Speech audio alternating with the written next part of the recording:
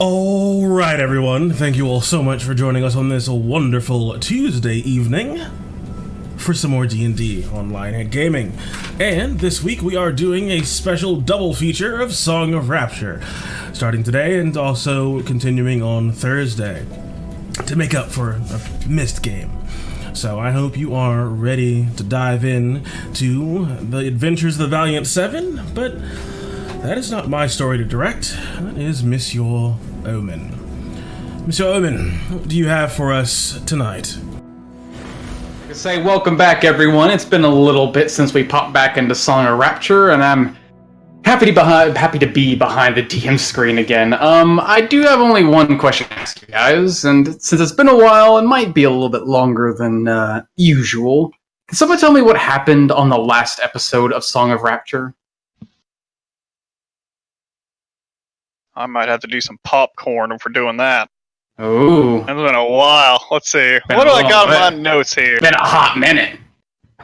So what I remember last time around, Echo, is we sort of just got done doing a not so much physically strenuous, but sort of mentally strenuous job with we were tasked by a noble. Now, some of us have been in contact with a couple times so far. Offered us way back when we started venturing together to settle a little dispute between some centaurs up north, mostly the Zephyrtoon tribe, sort of a known aggressive tribe in the area that has been interfering with roadwork, trying to connect two towns up north, so basically a tradeway can be created. And they have not liked the presence of people in their land. Apparently they've tried to negotiate a couple times, even to the point where they moved the road further and further south multiple times, but it made no real difference. There was no communication between the two. It seemed like the Zephyrtoon basically just did not speak any language that any of the workers or representatives did that were sent there, so nothing was really made headway. The workers kept trying to flee and kept getting killed.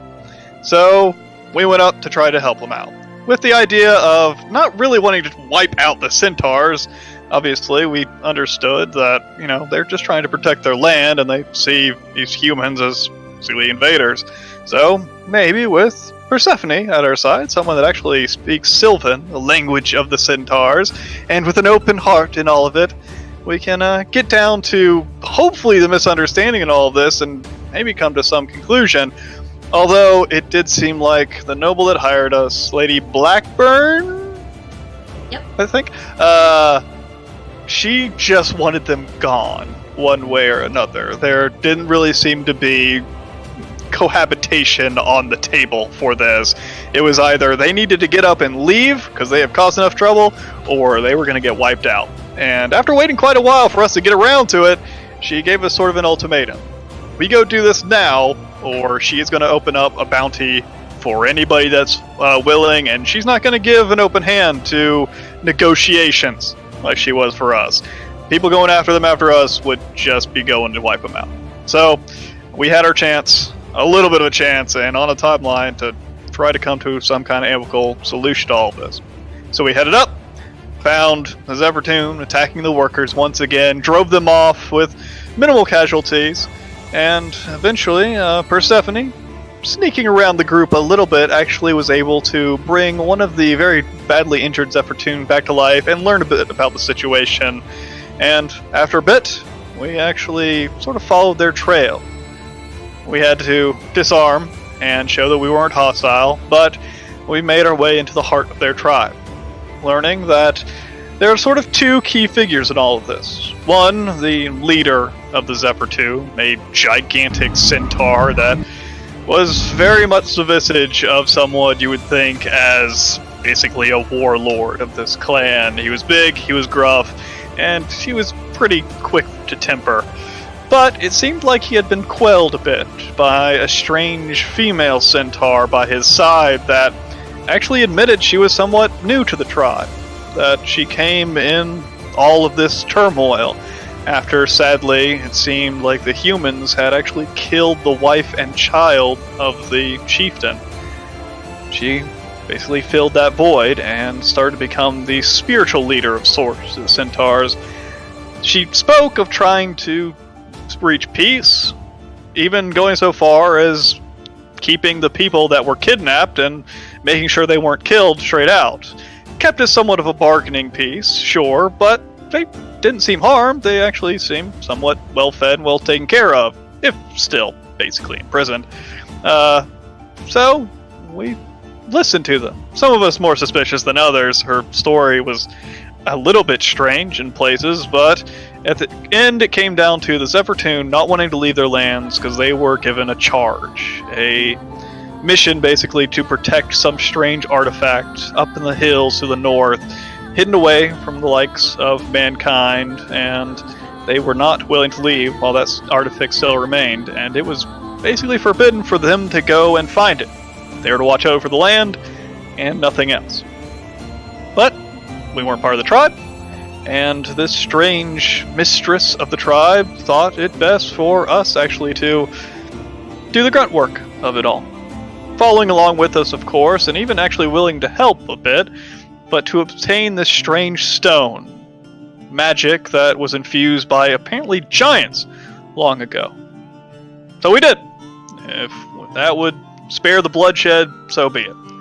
We headed up north, found this strange place, an old ruin that basically was nothing but rubble and broken statues, but a strange orb that we found infused with the magic, strange scribblings. We found it not exactly welcoming. It had apparently magic enchanted upon it to protect itself, creatures of wind trying to kill us off, and as we fought them, they did not cease. Eventually, we needed to call upon the aid of this mistress, as Devora came to our aid, performing some kind of magic ritual as we fought off these guardians and bringing the magic of this gigantic sphere into a small blood-red stone. With that, the guardians were dismissed, and we started our return. We learning that apparently this stone was able to track down those of your kin, those blood related to you, and Devora seemed quite interested in getting it back to the tribe, although we learned very quickly that she wasn't exactly leading us in that direction. We thought maybe the tribe had just moved, but even then, our suspicions grew and grew to the point where we knew she was up to no good. It was just a matter of, did we really care? If it meant that the centaurs would go about their way, even if they were being led by some temptress or someone that lied to get her way, if it meant the centaurs went about their business and didn't bother the workers anymore, we didn't really have any reason to stop that. We didn't have any duty to these centaurs to free them from what looked like just charismatic leadership. But that choice was made for us. Devora leading us off in the wrong direction, showing her true visage, a strange creature, not a centaur, but something close, her lower body not of a horse, but of a panther. She called upon her guardians, centaurs that she transformed into horrible, disgusting beasts of fiendish nature, and then those jackals that accompanied her also apparently changed into humanistic forms with long claws. She tried to kill us. And we did not let her. We didn't even let her escape, even though she tried very hard, and at the end of the day, we killed this horrible creature, her guardians, and it seemed like the spell that she had upon these people was lifted. We returned to the tribe, found them in chaos, some still loyal to her just because of the confusion, and others not, and we tried to talk to the chieftain, but of course his anger got the better of him. There was a fight where not all that much blood was shed, but the chieftain was thankfully beat into submission a bit with our aid of our monk friend that just pounded him in the head until he couldn't think straight anymore and he had no other recourse but to give up. And we spoke a bit about payment that was being made. They had wronged humans, even if the humans had invaded, and even if they were under some kind of enchantment, they had still killed innocents, and they were willing to leave, even going so far as shattering the bloodstone that we gave to them, as it seemed like Devora may have been really the cause for their obsession with it. Once she was gone and the enchantment was gone, the leader of the centaurs cared more about just leaving this place and not being a part of all the magic foolery anymore. Shattering the stone, saying that he would leave, moving off east, and our job was done. There was a lot of harsh words shared in the party, though. Gregory and Persephone in particular did not see eye to eye on exactly how the centaurs should have been handled. Persephone with an open heart, coming from a place of wanting to save what she believed to be innocence on both sides, as it was truly just a misunderstanding, and even worse, misunderstanding driven by one foulness, where the people that were tricked and fooled through magic shouldn't have been punished by the evil doings of one. But of course, Gregory did not exactly see it that way. He saw this as creatures going about their nature, and even without this temptress, he knew blood would probably still have been shed, and he maybe felt a little bit bad that these centaurs had killed so many, taken so many, and were not really paying the price for it. A lot of harsh words shared, and at the end of the day, leaving this whole thing with some resentment within the group. People not seeing exactly eye to eye to it all. But we still need to get paid.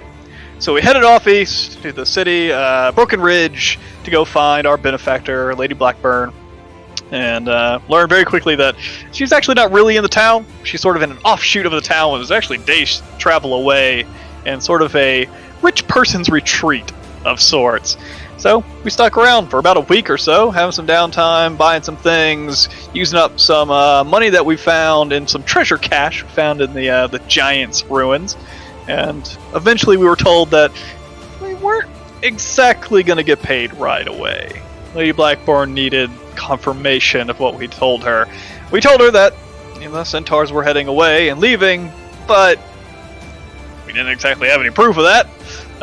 So she said that she would send a messenger of sorts whenever she had confirmation, probably in a week or two, that the work was going without being halted and centaurs truly were gone. And with that, the word spread.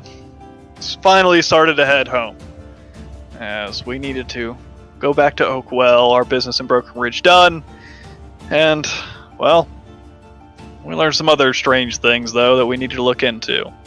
One was an old promise, Marjorie, still dealing with a witch problem that has her eyes on our ally from a while ago that we wanted to help out, but more importantly, Jody seemed to have been getting into a mess with the golden coffers? Gilded coffers. Apparently a gang of sorts, sort of merchants from the east, but many knew them as more of a criminal organization than anything else. And putting some pieces together, we realized there were people looking for Jody back in town last time we were in Oakwell, to the point where they were breaking into people's houses looking for her and asking around. Thankfully, those that ran into them, I believe like Javen and Clyde, I think, ran into some of them. Didn't really spread the word all that much of where Jody might have been hiding out, although it's probably understood by their time in town. They probably figured it out pretty quick. They could ask basically anyone. But a little bit afraid of what Jody might have been involved with, as she's known to skirt on the edge of ethics at times, and maybe it's gotten her into a little bit too much trouble. And the Gilded Coffers, the more we learned about them, sort of seemed like they were a big deal. So we're heading back to town to figure out if Jody really needs our help, or maybe it's not that big of a deal and we can actually go out to help Marjorie. I probably missed a whole shit ton of stuff in there. Well, there was one thing I thought of, Gregory, that I think you missed. Nope, I got everything. Very last bit. Discovery on the behalf of Luna. Yep, that's right. That bloodstone we mentioned before, the way that it ties you into blood relatives, one of our members sort of took the liberty to use it. As that's what she's been seeking for quite a while now, trying to find what happened to her family. Being abandoned quite a while ago, she just needed to know if they were still alive. And apparently they were. And apparently the bloodstone told her that they were actually off east as well, although quite a bit north from where the city we were looking at a place called Garen's Well, which basically was where she fled from originally, with a bad past. And it might actually have left thoughts in Luna's head that maybe the things we were getting involved with, who knows? Maybe they didn't take precedent over trying to find her family. Gregory, what about all the goblins that we killed on the way down? Oh yeah, on the way back to town, there's a whole bunch of goblins. We killed the shit out of them. Apparently they were probably the remnants of Black Fury. Hopefully they are just remnants, or maybe the Black Fury is still out and about and causing mischief. Although the last thing we heard about them, it seemed like all the adventurers and military men that Captain Beck in Oakwell had started to get doing pretty good work and clearing out the landscape and hunting them down and digging out their little hideaways. But who knows? Maybe that job isn't done yet either. What else did I miss? Well, there are two of them in one trench coat. There was two of them in one trench coat. I'm bringing back a wagon with all their belongings in it. And I guess the bodies? No, we buried the bodies. Yeah, you laid them to rest. I was gonna bring the bodies back to town, but then realized everybody had buried them. So hopefully, maybe somebody can recognize when we get back to town. All right. Very well done, very thorough, Brendan, as well as Jordan and Clyde. Together, all of you give yourselves some DM inspiration. Hey, sweet. I'm rich. All right, as indeed, we find the Valiant Seven returning to the gates of Oakwell on the afternoon of September 11th on a Tuesday. Never forget. Indeed. Never forget what? What happened on September 11th in Omnia? The day you'll never forget. The day you all returned back home to the town you've all bonded in. The town you spent your earliest days as the Valiant Seven in. The town of Oakwell. You would hope it'd be a nice sunny day. It would be a bit more dramatic, set the scene, watching the sun rising over the sky and casting golden light down on your home. But instead, it's something of an overcast day. The clouds are this very dense silver blanket crossing over the sky, only allowing a few rays of silver light to pierce through. But it's still a beautiful sight to see. The forest at your side, no longer hills and rolling fields, just a sea of green, the large stone and wooden walls risen before you. Many you can see people patrolling the top of the wall. It seems like, in the last few months since you returned back from your other excursion to the island of Stroma, the guards of Oakwell have sort of picked up the pace. Seems like they received a little bit of training from a certain member of your party, and now they're a bit more keen on watching the wall. They see you approaching with apparently a very large and luxurious carriage, one that's so wide it almost takes up the entirety of the road. Sort of something that's more akin to people who are of very high importance, although maybe that was the idea. As well as a damaged and dinged up wagon that looks like it's mostly been ramshackled back together, rather than in functional use. Pulled by a single white horse, Nero, guided by Gregory. They see you coming immediately.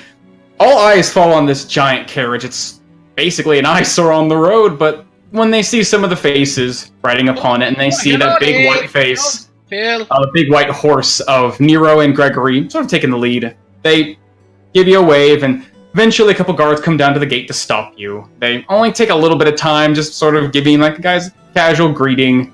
It looks like they're just trying to check out the wares, what exactly you have. It's not too unfamiliar. It seems like ever since the goblin incident, very months and months ago in spring, they've been a bit more keen on allowing people to simply pass by with large carriages and carts into town. As they seem to be wanting to figure out what do you got? Do you mind if they take a look inside of your wagon and your carriage? Whoa. Oh no, it's Mike. It's no big deal. I mean, we're just coming from up north. Yeah, actually, this ain't even really mine. Y'all, It's a long shot. Y'all fellas recognize here, card. There was some nasty business on the road on the way here. The owners. I'm just hoping I find a loved one or something. I mean, does it got any markers on it? I don't see anything. God, it looks like it's been through hell. Yeah. Maybe a bunch of little. goblins. There's some goods and things in the back. I didn't really sift through it all that much. I don't know. I don't even know if they came from here. Really, they were on the way, but they might have been coming from out east. Well, I'm sorry, you came across this thing. What happened? Do you know what happened? Well, they got killed. Yeah, goblins. There was a whole bunch of them. Oh, Put an end to them, but hopefully they ain't gonna be bothering nobody on the road. But we didn't get there before they were already done with these folks. Oh, shit. And you see one of the guards look to the other. They look sort of like, not quite large, strong men, just sort of stocky, just wide set, filling their armor pretty well. One of them looks to the other looks back, and they kind of give like a grimace face. Well, mind if one of y'all come with us to Watchman's Post? Bay has got to see this. Oh, Says goblins? She loves me. No, it's- Oh, Luna, you should come. Oh yeah, let's send Luna and Clyde. That'll be perfect. Sure, yeah. Alright. Y'all don't mind coming, yeah. She's not gonna be too happy, but hey, she'll be happy to see the Catman back in town. She really likes you, Clyde. Oh, I like her too, Henry. I'll do Does that. that mean we can come in, or we're just going to Oh, yep. Sorry about that. Jacob, open up the gates. And you hear there's like a moment of silence before you hear this as this wooden wheel is turned and the gate begins to lift over this large arc, and a passageway is allowed, and they allow you entrance. Although the two guards, one of them, as Clyde named as Hendry Travis, and the other one being Bastier Redwind, they're gonna try and lead you over to the Watchman's Post, sort of guiding you away from where the rest of the group is going, just sort of to drop it off at the Watchman's Post. Hey, You want Henry, right? back? Yeah. We've been gone a bit. Everything all right in town? Is the inn and everything all right? Yeah, yeah. Everything's good. Y'all gotta notice a few things. You the lot that's south of the south side of town? Is that where you guys stay? Yeah, the Broken Halls. They're doing some renovations. We sort of left in a hurry in the middle of it all. Right. I'll say, watch your step where you're going. It might be a little messy. Wait, why? Well, you'll see. It's you'll see. Oh, I love surprises. Does that look like a bad you'll see? You could tell with your passive insight, Persephone. He kind of grimaces the same way he looked at the other guy, but he's mostly just smiling, almost like whatever situation's going on might be kind of humorous, or at least he finds it humorous. Oh, all right. Clyde, I'll leave Nero to you, I guess. All right, I'll bring him back. Are you Wait, you're gonna who's be gonna at pull the forward carriage horse? then? Oh, Nero's carrying the wagon. Yeah, Nero's on the wagon. You got your own horse. As you hear a triad of horses behind yeah, I you, did tied to pick up the a front of your carriage, whinnying. You really should be a little bit more perceptive, Samantha. Yeah, we have horses now. Again. You Were don't you? sleep. Sleep. No, I wasn't. There she is, always lying. I like that. Okay. As looks like the party's starting to split off. It looks like Clyde and Luna, along with this small, broken down wagon, taking their way over to the Watchman's Post. The rest of you guys begin to make your way down through town, and God, it's just nice to be back again. You see people bustling around. Looks like they're always busy, and almost seems like, I mean, if anyone would notice the most, it would probably be Gregory, the local hero of his life.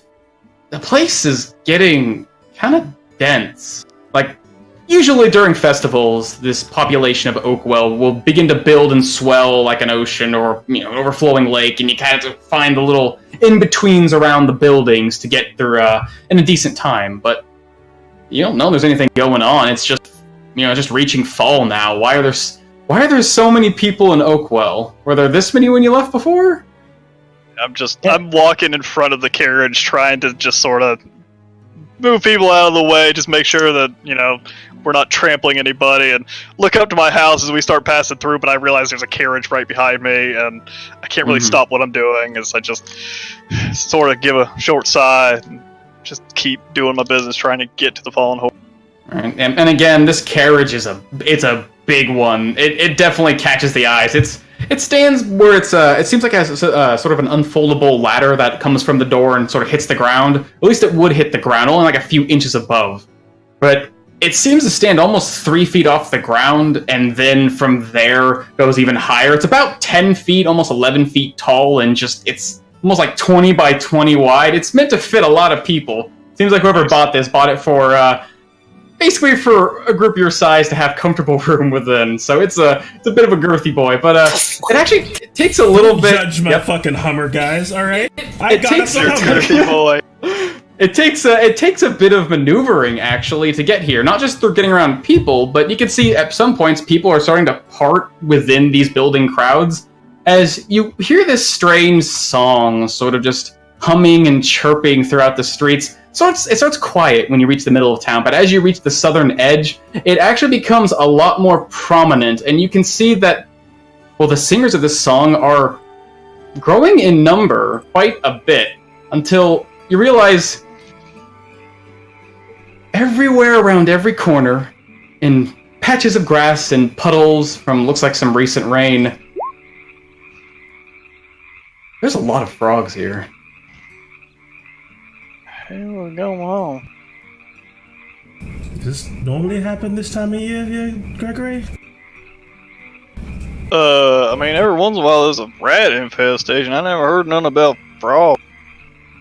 Yeah, they are on the road. They are in front of houses. You see people opening up their establishments. You see, actually, the door of the Rooster's Crown open up, and one of the well-dressed workers just taking, it looks like he's holding like a bucket of something, and it looks like it's this, it would have been sloshing liquid, but it's solid, and then he just throws it out the front, and you see like a bundle of green, slimy bodies hopping onto the ground, and then hopping away. Hey, the hell's up with all the frogs? I don't fucking know! Sorry, I have a sorry language. I don't know. They've been in town for the last goddamn week. Just don't bring them over here, okay? Where'd they come from? Slams the door. Thanks a lot.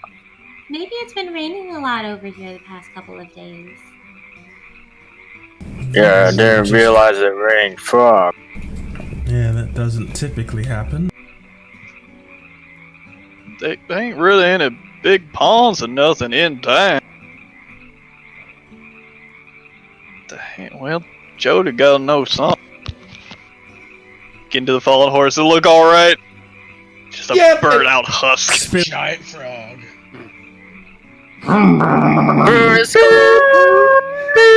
As you very carefully make your way down this sort of narrow street before it widens out to this open space that surrounds the fallen horse. Sort of a luxury that you have this sort of in the middle of this corner inn. It doesn't seem like there's a lot of population density at all, so plenty of room to park your carriage, although if the fallen horse hadn't been renovated and it bloomed in size, you think your wagon probably would have stood out more than the actual inn. But you managed to find a place to park it near the side, and it looks like, there's still frogs in places, but it looks like they're actually they're not particularly close to or around the inn itself. You can, let's see. Persephone, Javen, be sure to lock the doors. I don't want to come back to frogs in the carriage.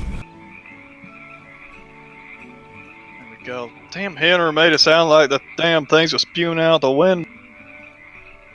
Hey, Jody! As Gregory tried opening the door before As you open the door, Gregory, and you hear something strange. A sound you have not heard in this inn probably ever.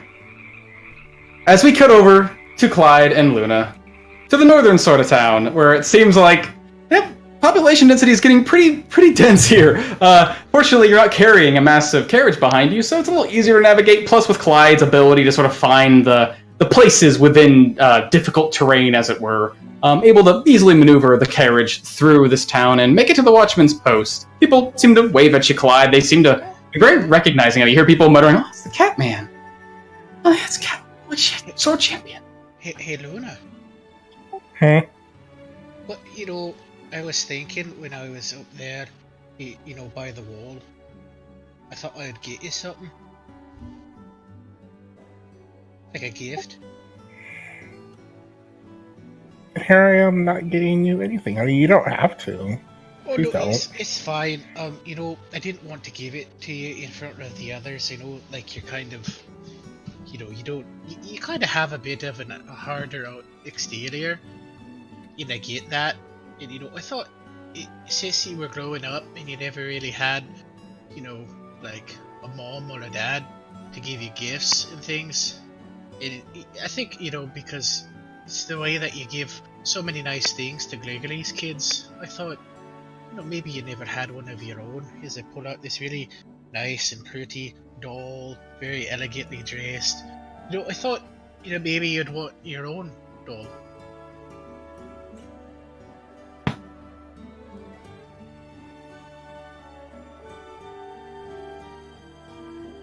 So many internal emotions going on to Luna right now.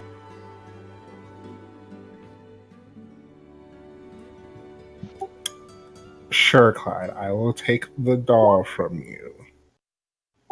Thank you. You're welcome. What's Luna's face look like right now? Her eyes are starting to get a little bit red, but you can tell that she's trying really hard to not show any emotion.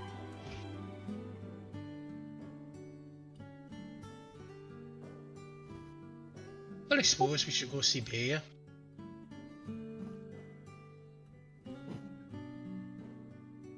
And it's when you guys are basically rounding this corner, it's kind of a relief to see Clyde. You've always been a guy who relatively in touch with nature, and very recently you found a new spiritual connection to it. So when you move away from these tightly knit buildings and across these well-paved roads, you see the green, the rise of the forest, at the center of which is the Heartwood Sanctum.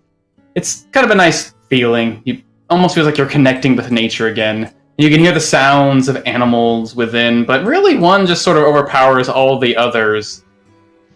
A song of sorts as well, but not quite as elegant or as beautiful. It just seems to be sort of grating and ear-piercing. And you realize, God, in these trees, there's almost looks like it's spotted. Where this lush green should stand out as this canopy of beautiful evergreen colors. You see spots of black and beady eyes sort of turning and looking around. As these trees around here, they all seem to be full of crows and ravens. Oh, it's a good thing we didn't bring Samantha over here.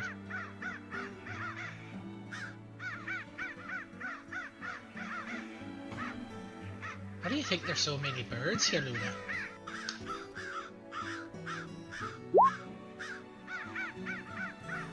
Luna's dead. As Luna is trying to keep her emotions in check. You guys end up Oh, I have to answer the door. What happened? okay. Oh, there's a bunch of ravens and crows up in the tree, Luna. Look at them all. Yeah, with your sharpened senses, Luna, it becomes pretty grating to your ears. It sounds like people are talking loudly and chattering and squawking with each other, and you realize it's not people talking. As you get closer to the actual forested part of Oakwell, the trees are just dotted with countless crows, and they're all just calling to one another, just sort of being a pest to one. And as you get closer between where the trees and the civilization sort of mesh, you can see every once in a while some of these birds get a little brave and rest where near people are having conversations, where stalls are open up and people are trying to basically get their day started. And you can see birds sort of picking off pieces of food where people are carrying with them, tugging at the straps of their backpacks, just sort of being an overall nuisance. A lot of crows. Did Opal have so many crows before? Bea, maybe I gotta go talk to Father Shape, see what's going on. I mean, maybe Persephone could just talk to one of them. But if she can talk to the animals, he'll talk to the god. And as you walk down this path, you can finally see the edge of the Watchman's post, where it looks like a couple of guards are like shaking spears at a flock of these blackbirds who keep settling in front of the building. They kick at them, they try to scatter them, and the birds sort of scatter for a while, and then as you guys return, they come back just in time for one of the guards to start screaming at one of them until they eventually fly off to another place. Carl, Carl, you need to use a net. You need to use the Net? net to catch the bird. I'm not trying to catch him, I'm trying to get rid— Oh! Hey, Clyde! Oh, hello. What's with all these fucking birds? I don't know, I'm gonna go talk to Father Shape about it. Alright, what do you got there? You got a wagon? We got a wagon that we found on the way down here. Some goblins killed its previous owners. And Oh, shit. Henry at the gate, he told us to come here and talk to Bea. Shit. Yeah, okay. Just bring her around behind the building, I'll show you— God damn it, get out of here! I'll show you where we go. Why don't you just Okay. practice your archery with it, though, Carlo? Just shoot them. I ain't gonna shoot bows in town. There's things flying around everywhere. I don't want to hit nobody. No, you shoot them on the ground. Okay, maybe. But first, let's get this wagon around here, as I mean, he helps you with Nero, who seems to be very complacent, come on, boy. following your orders, as you bring her around to the back, and eventually the guard leads you, Clyde and Luna, to— looks like the back door of the Watchman's post. It's not very obvious. It's not a large, looming entrance like the front. It's sort of just this small, almost hard to see exit. Maybe a secret escape of some sorts. Leads you into the back. Looks like this very narrow hallway with a set of steps that rise up in sort of this spiral, until eventually you reach the main sort of, not a thoroughfare, but the main room of the Watchman's post, where looks like a lot of the guards have sort of held themselves up inside, just staring at the windows, talking to each other, looking at what's all going on outside in Oakwell. And eventually, they take you up to the room where Bea is, and the guards who are standing outside, not really in attention, just sort of having a conversation, see you heading towards their door. They look at one of the guards and sort of— hey, and you can see him— he gives you like a half wave before he looks over to the guard leading you and just sort of like shakes his head like, no, not right now. She's in her mood. No, but they got— It's fine, Bea loves me. Okay, as they just pull their hands back, just cleaning themselves of the situation, and Thank you very much. while you access— okay, fuck it. And they just immediately turn tail and start walking away, sort of leaving you alone with this room. And I'm assuming you open up the door, and inside you see sitting at her desk, sort of biting at one of her nails and looking over, not a stream of paperwork, but it looks like scrolls, is a very flustered, very frustrated, and obviously just not in a great way with your insight, Bea Volk. She just turns her head up to you. Oh, hello, Bea. Clyde, I think you might be the best thing I've seen all day. Holy shit. Oh, that's wonderful. Why are you here? Good news? Well, I mean, not really. We are coming back from up north, and we found a wagon of people that got killed by some goblins. I killed all the goblins, though. Fucking— It helped okay. quite a bit, and Gregory, and then Henry at the gate told us to bring the wagon here in case anybody knew what was going on. But what's with all the fucking birds? Man, birds are the least of my fucking problems right Well, now. what else is Is it— wrong? I can help. maybe. Goblins? Were they Black Fury? Do you know? No, I don't think so. We tried to get one to talk, but he didn't really talk. No, I believe they were Black Fairy. They had insignias on them, didn't they? Fuck. What, he killed Alright. them all? He killed like 15 or 20. Yeah, I bet so. You're the fucking Goblin Slayer, so I love you, Clyde. Shit. Well, I knew this was gonna fucking happen. Okay, good shit. And she just shoves some of her papers off her desk and just kicks the desk a bit, and you can see some of the things start to rumble and fall off. Wow, having a temper tantrum. Yeah, well, you know what? It's been kind of a shitty last week or two.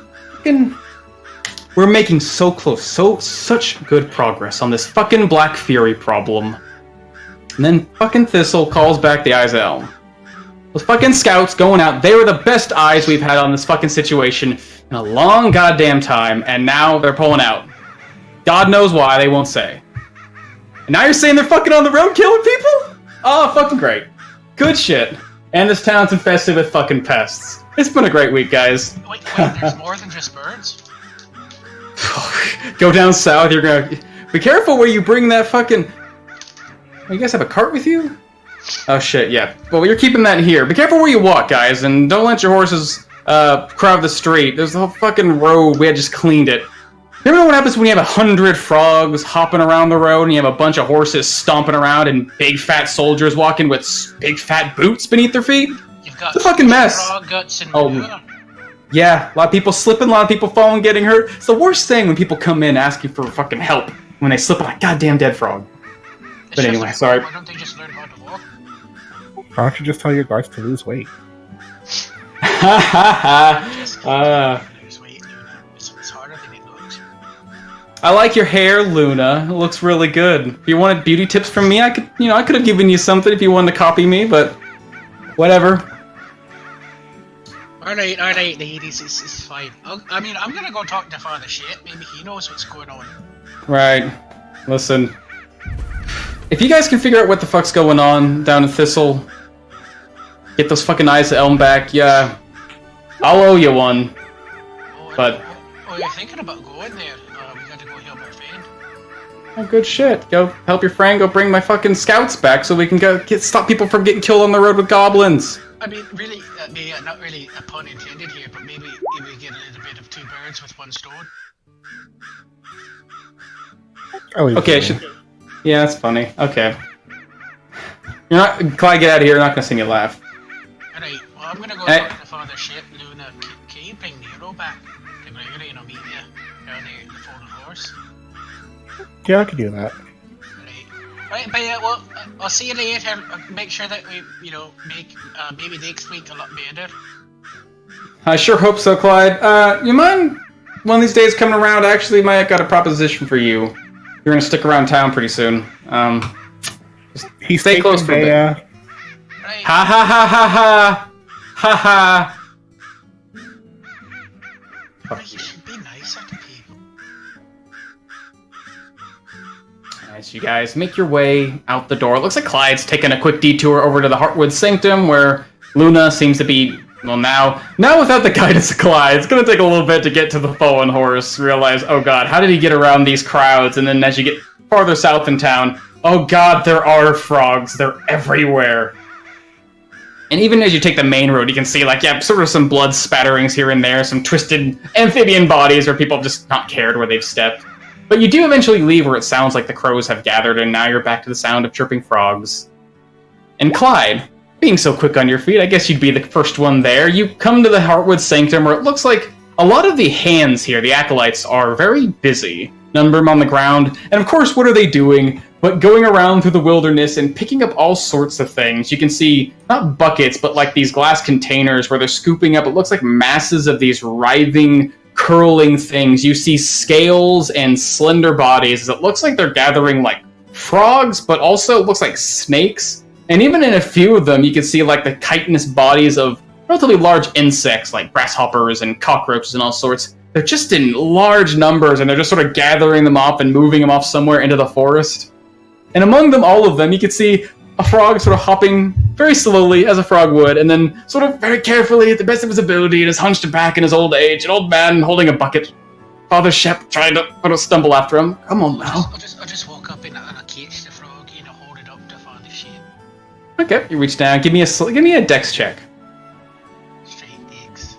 Straight digs. Barely able, this thing is about to hop out of your hands as you catch onto it. It wiggles and tries to pull itself free, but you're able to catch it quick enough with your reflexes to keep it from sliding out. And Father Shep looks up a bit surprised, suddenly seeing someone appear before him, and then his old face crinkles with a smile as he realizes it's you. Oh, thank you, Clyde. Father Shit, Welcome back. What the heck? What in Savalis' name is going on around here? I honestly am not certain myself. It looks like something is driving these animals here. We don't... I mean, where are the frogs coming from? It looks like these things are... Well, if I had to guess... As he sort of picks up the frog out of your hands and looks it over... These things aren't born here, they're migrating. Although I don't think frogs migrate at all in the coming seasons. Well, If I had to guess, First? Were the frogs here first, or were the grasshoppers? well, first it was the birds, all the crows and ravens. That mostly made sense, although they seem to be migrating in the wrong direction. And then now we have insects clinging to our trees. The hands are trying to do their best to keep them from eating all what's left of the green. Lizards and snakes abound, and now frogs? If I had to guess, Clyde, they're coming from the forest. There must be something wrong in the forest. This is what I believe too. But to drive them out in such number, it's strange. Well, I would suspect if we fix what's happening in the forest, they'll return. I suppose so. So violence is all about balance. And there must be some form of imbalance within that's driving these creatures mad. They don't seem to have any direction, simply moving into town and crowding the streets and, God forbid, being run over. If you wouldn't mind, could you spend some time helping the hands gather some of these things? We don't want them spreading too far. We're trying to make a little habitat for them to stay in. Oh, absolutely. Well, thank you, Clyde. It really is good to have you back. I'm just gonna go super fast. As Clyde is bounding between trees, almost like a beast on the hunt, swimming along with Mitty. No, don't eat it! No. Mitty don't- eats at least don't one. Oh. Good. Mitty needs some meat. Yep. All he eats is good berries. At least eat the snakes. Food! And the frogs. Real food! Finally! As we return to the party, the remainder of the party entering the Fallen Horse, where they find something strange, something they've never seen inside of the Fallen Horse before, something that is honestly probably the first time any of you, even Greg, who has been here for so long and worked this place for so many years, never expected to see this within, almost filling this place, filling the actual Inn of the Fallen Horse, sitting in their seats and talking and filling the air with conversation. Horses. Actual occupants. Horses. There's literally You never see? been any occupants. People. That's a new one. Oh, they look evil. You're gonna kill them Oh all. god, I don't have enough smites. It's okay, I got enough key points for both of us. As you walk in, and you can hear it sounds like just the sounds of merrymaking and joy. Faces, some familiar and some not familiar whatsoever. Some guards and some people, some you might recognize as being on the lower end of town. All gathering, but that's the thing. The Fallen Horse has really never had occupants. An occasional person sitting at the bar ordering a special drink, but until then, this is the first time that this seemingly dead bar has been alive. Somebody's gonna try to get a frog. You gonna get a frog? Okay, you can see around the door, this frog's sort of hanging out. Give me a dex check as one of these frogs sees you coming, starts to turn, and tries to hop out of the way. Run away. We'll walk it in, wide eyed. You catch it. I'm just gonna hold it as my friend now. I'm gonna go do the Fallen Horse. Devour the frog for something It is a different Oh, hey, Jody! Hey! Or this is my it's like- place now. As you see Jody, looks like she's talking to Dorman, who is sitting at a stool, just exhausted looking. They're sort of having sort of a casual conversation, and Jody, with her stoic face, normally this statuesque, perpetual frown, watching and gazing and observing everything around her with almost a judging look. She actually seems very relieved, very almost happy, although there is no real smile upon her face. She turns to see you guys, and her eyes just light up. Welcome to the Fallen Horse, occupants.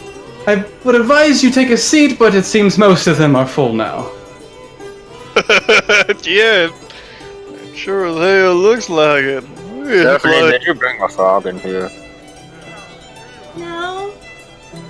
Jody, yeah, Jody, what is, sorry, but what is with the frog? They all over the damn place. honestly, I don't know. Some sort of plague reaching Oakwell, I don't know. Force is doing strange things. Doesn't really matter. Look at this place. Who cares about frogs? We have customers, Gregory. Yeah, Dolman, you gonna be more than the only person that drinks here now. Oh, Yeah. no offense, sorry. Tim. Oh, I'll let that slide, Gregory. Once you pay me 30 gold for your last months of, well, because you don't really live here. I'll figure out something for you. As you look over at Dorman, he looks up at you, over Javen and up at you, Greg, and he just kind of gives you like a weary nod. Yeah. Kind of loud in here, don't you think? It is. Usually what happens when people start showing up. Ah, tail. Sorry, Jody. Damn it. That's two, Greg. Really don't know how to talk, do you? Jody, I think it's fantastic. The place looks wonderful, and I'm glad there's so many people here. Indeed. I must say, old courtesy of one Lady Blackburn keeping her word. Oh, yeah. You, place is running amok. You need some help, Jody? As a matter of fact, I do. Great. Oh, tail. I'm about to forget what the hell was going on. Can we talk about stuff? We just got back in town. We sort of got some things to discuss. Certainly, we can have a conversation, but first, we'll wait until things die down. Oh, and I must advise, of the dozen rooms on the second floor, one of you might have to share for the night. I did not expect you guys to return so soon, and I may have booked one of them for a customer. Didn't you get it? Got it.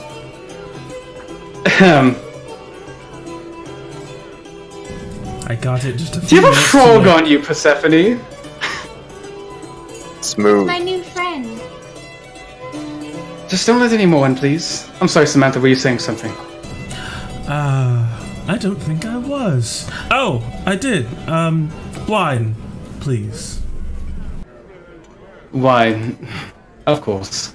As she goes to the back, you can see, walking past to the barrels this time, you can see a lot of her supplies have been just flourishing. Normally she has like a barrel or two of certain things. She keeps very specific stock, very keen on making sure she has just enough to get by for whatever situation may come. But now, it almost seems like she has a surplus of things, surplus of items, surplus of wine, of food, of salted meats. And she comes back with, looks like just a simple bottle of wine. Decent, looks like this.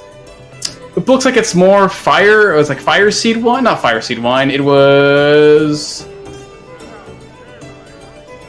red petal. That was it. Pulling out this very almost like rose-colored bottle. That within you can see the liquid sloshing back and forth. She uncorks it and it lets out this very flowery aromatic scent. That's followed by this sudden sweetness, like berries had just been squished and juiced and concentrated inside. Because I'm feeling very festival. As she pours you out a glass. Yeah, as she was walking back, I take out the two very nice shotguns that I got. Yes, no, the two very nice. She would totally use a shotgun. The two very nice goblets that I picked up at in Broken Ridge. Put one in front of myself and one in front of where I anticipate Jody stopping. Let us partake in a glass together in celebration to your success. It has been a long road, I am sure. She picks up the very ornate goblet and just looks it over. I must say, Samantha, this is very much. I like it. And she reaches out to tap her goblet against yours. I give a little sigh of relief. Oh, barkeep. I'll get in the kitchen then, yeah? Is there anything in particular we need? I need hands to carry food and drink to hungry and thirsty customers. What And you time hear is it? from the back this high-pitched voice, "Bring me more! I need more!" As you see like this empty flagon waving in the air, some suds pouring out across the table. As you see Pip, who is just sort of sloshed despite it being in the middle of the afternoon, just enjoying himself surrounded. Looks like talking to two very, very foreign-looking women. It's the middle of the I'll afternoon. be right there, you pal. Afternoon drinking. Gregory, Yeah? I poke my head back out the door. could I have some of those, the thin cakes, the circles? It'll take me a bit to make them, but yeah, I guess. I look over at Jody. Thank you. Ah, lovely. Well then, Gregory, if you're going to cook, that's fine. Javen, for Take his the most expensive shit you got. most expensive shit I've got, of course. As long as you're, well, you know what? I slammed down 5 platinum. Let's do this. Very friendly indeed. As she takes the 5 platinum, goes to the back, and pulls out this very small crystalline bottle. It looks like whatever liquid's inside is just completely clear. Only the slight edge, like the slight refraction of light going through, sort of reveals what it is. He places it on the table. Elven light. I think you're the only person I could probably imagine could handle this drink, but well, enjoy yourself. Don't get too drunk, though. I need your swift hands and swift feet to move drinks. And that goes for the rest of you. Persephone, go wash your hands and make sure you get the frog off of them. But I'm still holding the frog. Oh my god, please put it away. Just lower it out the back. I just lower it beneath the counter so Jody can't see it. As Jody just sort of shakes her head at you and then basically finishes her drink with you, Samantha, and then puts the goblet down and ushers you off all to get some work done. It's been a while since you've been in the Fallen Horse, and for the first time you have customers to serve. Alright, y'all, we're gonna add something to the dessert menu. Gonna have pancakes out here in a bit. So hold on. We're here. Keep some room. As I walk back into the kitchen, I draw my knife as I get ready to find this new chef that needs to be disposed. Ah, competition, eh? There can only be one. As Gregory brandishes his sword. There can be only one! Samantha idly cleans the bar that she's sitting at. As it looks like the gang is getting hard to work, we cut back to what looks like a certain member of the group who has been spending some time picking up frogs. As Clyde, we find you basically at this point finishing up with the rest of the party, or rest of your hands here at the Heartwood Sanctum. Finally, basically catching your breath as, well, at least most of them are catching their breath, trying to catch up with you. You're a little faster than the rest of them, and you finally managed to sort of gather up most of the frogs and insects and all sorts of crazy little critters. Right, here, take them. Thank you. Come down, boys, take these. As he hands out each of these, like little, I guess you can call them aquariums of sorts, filled with different animals, as they take them to the back of the Heartwood Sanctum, where it looks like they're starting to set up something of a little sanctuary. Little tiny fence, not too close, but not too far away from where it looks like this large, luxurious garden is starting to blossom and bloom, even in the coming fall, as it looks like they're getting to work bringing these things to a new home. As Father Shep, wipes the sweat from his brow and looks up to you, Clyde. Father Shep, are you doing alright? You look a little I'm not one for physical activity. His bones are not as sturdy as they used to be. Oh, it's been quite an exhausting last few days, gathering these things. I'm afraid there'll probably be more by the next morning. But I do appreciate your help, Clyde. Well, I mean, Father Shep, what happens? What happens when you go back? See civilians. Well, I suppose they must choose someone to take over the Heartwood Sanctum, although I could only name a few people I think would have the connection to do so, and the wisdom to lead these hands. Why, are you interested? Leading the Heartwood Sanctum? Well, I don't. I mean, I'm just a cat man. I'm not like you. I'm not Father Shep. No, you're not me, but you are you. And you are by far one of the quickest, I suppose I could say, savants when it comes to connecting with nature. Perhaps it is your very simple nature that allows you to do so, Clyde.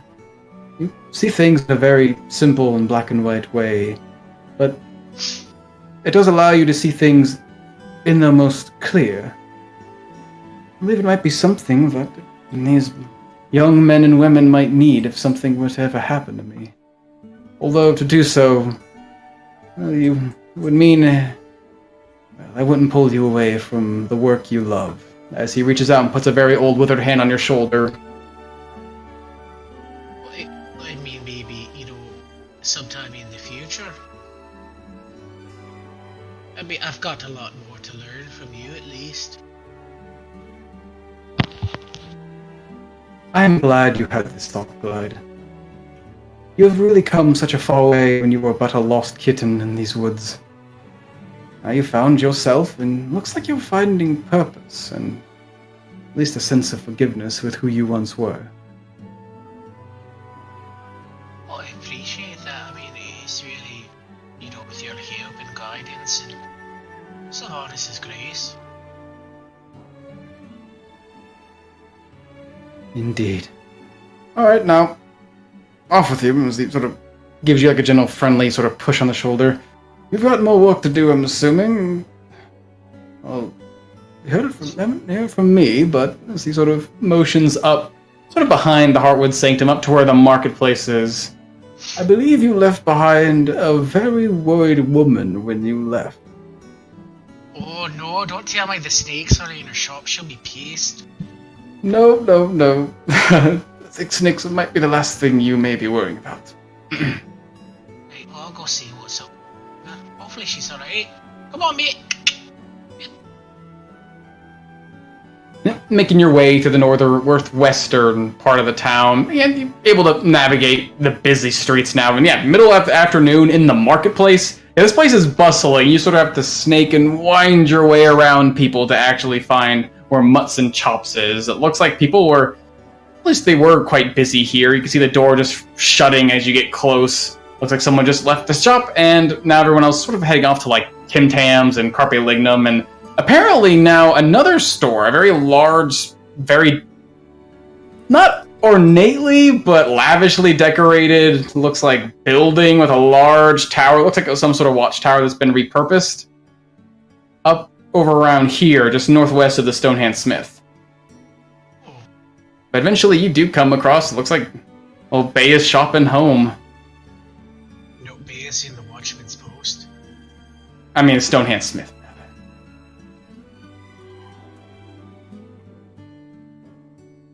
I'm gonna go into Barga's shop. Sure. As you open the door, you hear a little bell ring, and you can inside it. Oh, yeah, that's Barga's home. It smells like blood right now. She is probably busy at work. As you see lots of strips of meat hanging from the walls, and even some places on hooks from the ceiling, where it looks like she has been busy at work. And in the back, you can hear that thunk, thunk, as a large, heavy cleaver is being driven through flesh, and you can see these hands covered in this thick red and now drying blood, as it looks like Barg is in the back getting to work until you hear God damn it, as you see her holding the handle of a cleaver with the rest of the metal embedded in her table. Oh, hello! And there's this moment of silence before this head peeks around the corner, and you see a very warm face, dark gray, almost blue skin, and long hair tied back in, looks like these very tightly knitted dreadlocks of sorts, of Barga. Her eyes immediately light up when she sees you, and then her brow furrows. Where have you been? I was up north helping Lady Blackburn.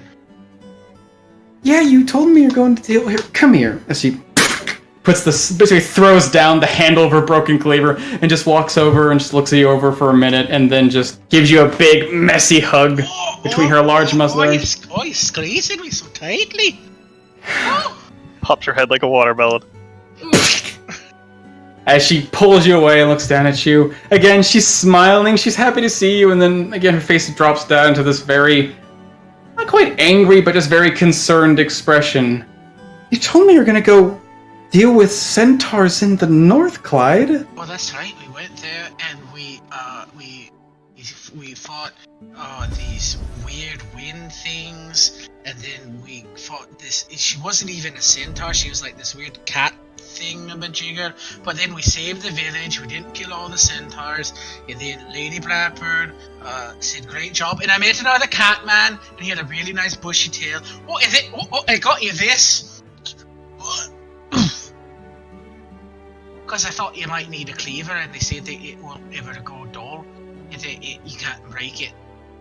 As Clyde pulls out this, it looks like in his hands like a battle axe or something. There's a massive cleaver, but Bea picks it up with her large hand and lifts up its weight. This very dark gray, very sleek and polished steel cleaver that seems to have this almost like what we would know as being sort of like Viking or Norse style carving into the side, like an engraving. She holds it in her hand and sort of looks it over and Clyde, I want to have dinner with you tonight. We need to talk. Well, that's fine, I think. I just had an interesting conversation with Father Shape, too. I think I should... Did you? Yeah. What time do you want dinner? Just by sunset. I got some more work I need to do. I really appreciate this, but... Yeah, we need to talk. Alright. Well, I'll be back. Matey, no, matey, don't eat cut fucking matey. Get out of here. As you drag Mitty out, hands pulling Mitty as he's clawing across the ground. Just one more bite, just one flank. I need meat. You eat a whole snake, matey. Here, have a good belly. All you feed me is puffins! As Clyde, assuming you're leading him back to the Fallen Horse to catch up with everyone else. Yep, as Luna, you eventually do arrive in the Fallen Horse as well. No longer basically bound by a wagon. You're basically riding on Nero, I'm assuming, unless you're just leading him along. I'd probably be leading. Yeah, if you're leading him along, I am inside, I'm grabbing my flower, I look over, see the sugar pulled over to me. Get grin on my face, and Nero just starts to pull away from you off to the side. As it seems like Nero's taking a detour, just pulling against you, and suddenly taking a harsh turn. Looks like off to the eastern side of town, I'm assuming. Yeah. Okay, it's not my horse. I keep going. Goodbye, Nero. Bye, have a great life. Your horse just ran off. Like, what, you didn't stop it? No? It's not my horse. Have you seen its strength score? I can't stop that shit. As you come along, and it's actually not too long after, thanks to how quick he is and how easily he's able to navigate these busy streets, Luna and Clyde both enter the Fallen Horse as well, where it seems like things have been popping off. Looks like the rest of the Valiant Seven, some of them are more lazily, just tending to business around them while enjoying some time to rest. Others are a bit quicker on the foot, trying to make sure that they're basically keeping up with all of Jody's demands. It looks like people are being fed, and people are being, I guess, quenched? But mostly there's just people in here, and that's not something you guys are used to. Look at all the people, Luna. I literally befriend the frog. Yeah, they need to leave. Oh, hi, Persephone! Hi, Clyde! Oh, Oh, you I had dropped... to keep the frog from jumping out of my hand. Wait, why do you have a frog? It's my friend Indoors. What's your name him? now. I haven't figured that out yet. Oh, Persephone, why don't you talk to the frog and see why it and several other creatures are here? There's also an infestation of ravens near. Samantha, don't go to the north. There's more than just frogs? And there's snakes, and there's grasshoppers, and there's crows, and there's ravens, and there's frogs. Alright, who want a drink? Oh, hey, Clyde, hey. Oh, hey, Gregory! I just got a big ass smile on my face. I'm Wait, going out and serving people.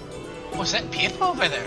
I'm gonna scurry behind the counter and duck down because I don't want everybody looking at me with a frog. Because Jody didn't Step seem on happy the about snake that. and eat it. Yeah, it seems like Jody's pretty busy in the back. She's setting things up, setting up bottles, filling up flagons, and she's basically setting out these trays for people to take, mostly ushering towards Javen and the like, because it seems like, as far as she's concerned, he's the closest and fastest of hands. Wait, before you go back in the kitchen, okay. Oh, yeah, what?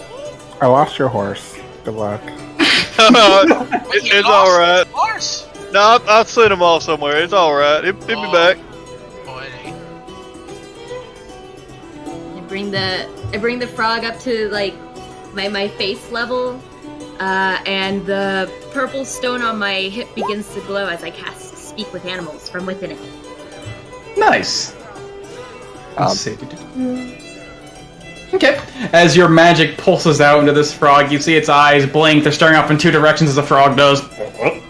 And then immediately they blink and sort of focus in on you for a moment. Hi. Hi. What's going Hi. on in the forest? Hi. Hi. Hi. Safe? Are you safe? Hungry. Okay, he's hungry. Alright, I want to get him some food, Jody. Are you feeding that thing? I stare at Jody for like 3 seconds before I try to run around her to go out the door. Oh, Purse, what the? That means she still hasn't washed her hair. Purse, Okay. don't bring frogs in the kitchen! That's fine, that's fine. Oh, Luna, it's good to see you again. Oh, I like your hair. Thank you. You do me a big favor. Probably not, but whatever. Oh, I believe you'd love this one. Go to the back door and lock it for the time being. Okay. Go to the back door and lock it. Oh yeah, slipping through Oh, I know. slipping through the kitchen, go into the back. You see this large back door next to Gregory, who seems to be hastily working across the stove, and you lock the door. Timber, son! What? Where are my pancakes? They're on the damn skillet! Oh!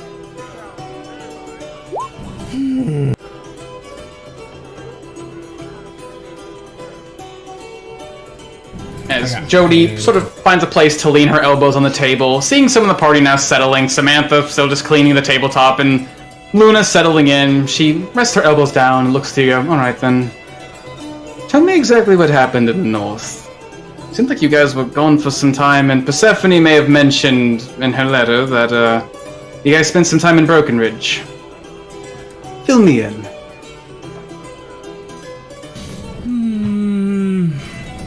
Basically, let's go deal with centaurs. There was a centaur female who had some magical abilities that appeared to, be helpful. We dealt with that. Turned out she was evil. Killed her. Right. Dealt with the chief. Got them to leave. Got like a signature with all the workers that got kidnapped, telling what's her bitch that we saved them. Gave that letter to them, but then they told us that they can't really prove it until they finish the road, so we need to get paid until they finish the road. Alright, makes sense. But really, like, what's going on in Broken Ridge? Is anything... pick up on any words? Anything happening? As she starts to try and goad you into something probably you don't know, as she realizes... Oh. No, there doesn't seem to be much of anything. Right, okay, that's fine. Congratulations on stopping the bitch horse. Yes, very well done. You're going to get paid in about a month or so, weeks, I don't... Good job. Good work, Valiant 7. There was one You thing. expecting something? Well, no, it's... well, with the whole situation with Lady Blackburn, our, arrangement, I had been without, well, my contacts, as it were. People I gather information from the north, east, or even the south. It's been a little while, a few weeks, almost a month since I had any word from them, and, well, a girl who's constantly told information and learns of what's going on in the world. When she's cut off from her supply, she gets a bit antsy. Well, But now no that matter. you mention it, we did get a letter, didn't we? Indeed. No. Are you referring Oh, to really? the one from Stroma or a different one? Oh, John? that's probably the one that Timberson was worried. Oh? The one that pretty sure he wanted to talk to Jody about. I see. Alright then. I'll save it for when things die down. I am very curious. As we'll cut up to Persephone outside. You're holding this frog, just getting away from Jody, then you hear the door behind you shortly after. I don't know why I expected anything else. Okay, let's get you something to eat.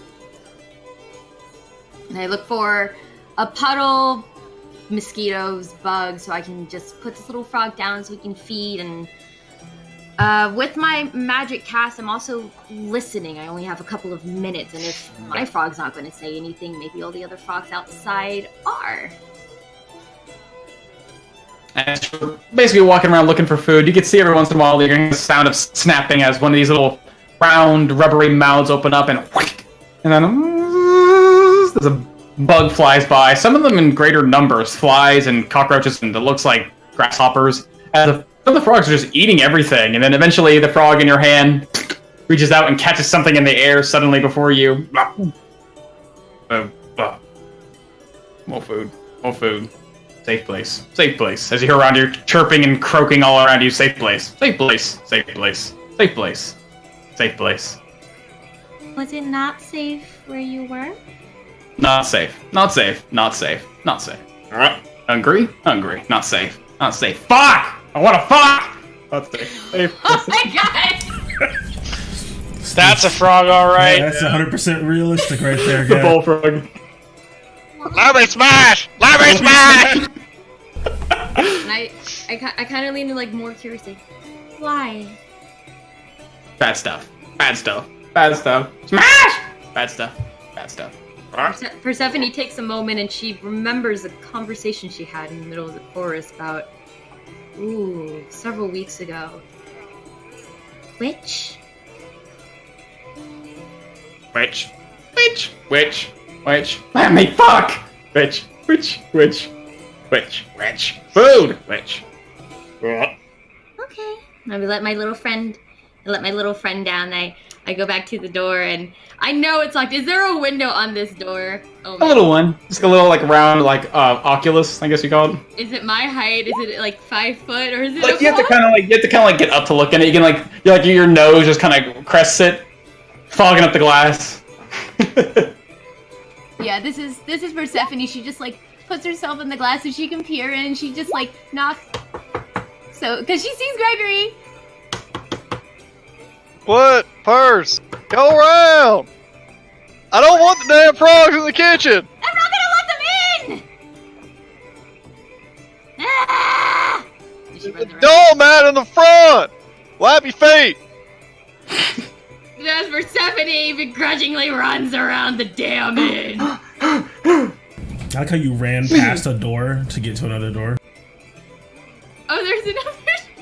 I forgot about that door. I'm like super zoomed in on the map.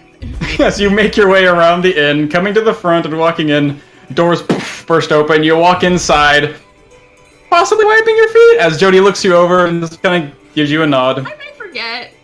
Oh no, like I see her burst the doors open and just immediately start just... No. Once you come within 10 feet of me, your feet will be clean. That's my aura. I go around so I can look at everybody. I like slam my hands down. We need to go and stop that witch. There's something wrong in the forest. What witch? Baba Yuma. Which? Which? That's pretty good. Alright, I'm marking that one. Wait, the one that's responsible for Marjorie? That situation is... That's where all the frogs came from? Well, they don't really speak in fully constructed sentences like we do, but something is driving them out of the forest. They don't feel like it's safe there anymore. Maybe there is a shortage of food. And the fact that they're all here, there's something stirring there. And when I went to visit the Gloomroots, Tuchikawa told me that she may have been growing a little stronger? Oh, we have to go down to Thistle anyways, because I guess the silent treetop people that we dealt with at Thistle, they were working with the people here to track the Black Fury, and they pulled out at some point. The shape pulled back the eyes of Elm? So Bea wants us to go figure out why, which might actually just be connected to the witch. Maybe they went back to protect the town. Okay, so it seems like things are not going well there. So kind of just like, I'm just gonna make these bar stools spinnable. So I'm just gonna spin back around to Jody.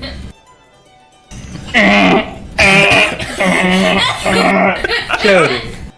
She's just like hopping. She's just hopping the bar stool.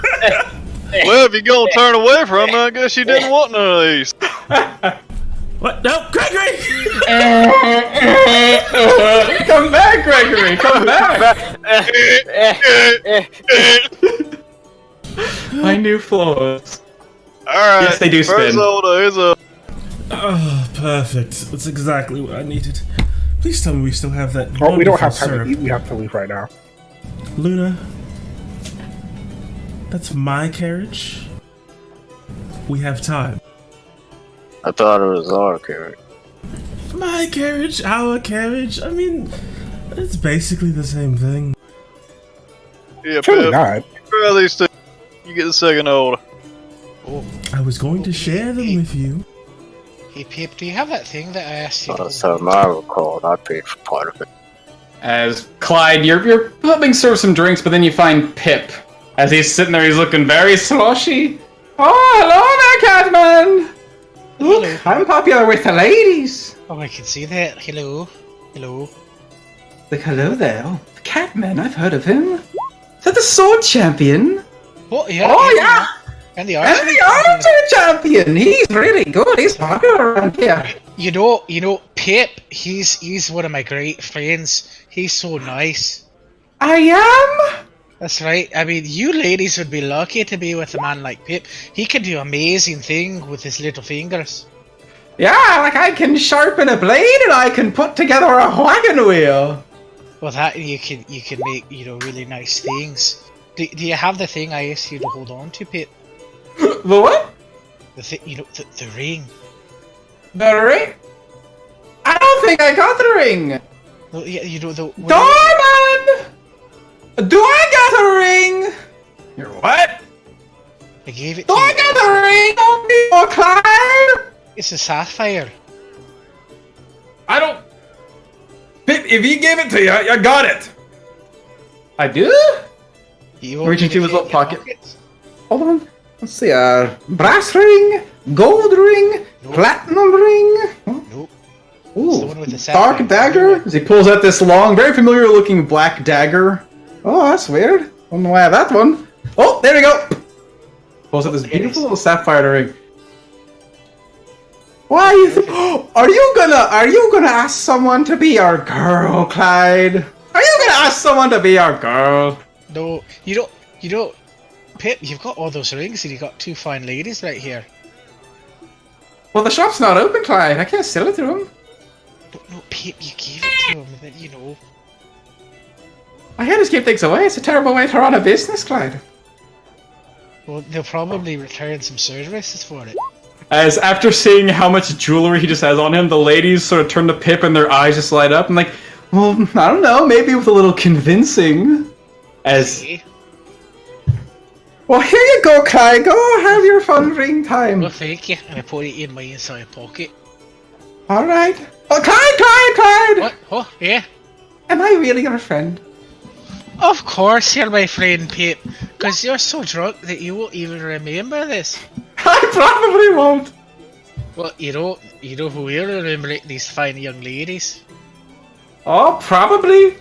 Will you remember this night? Oh, we'll remember a lot of things of this night, little man. That's right. Now show us those rings again. What do most of the patrons in the Fallen Horse look like?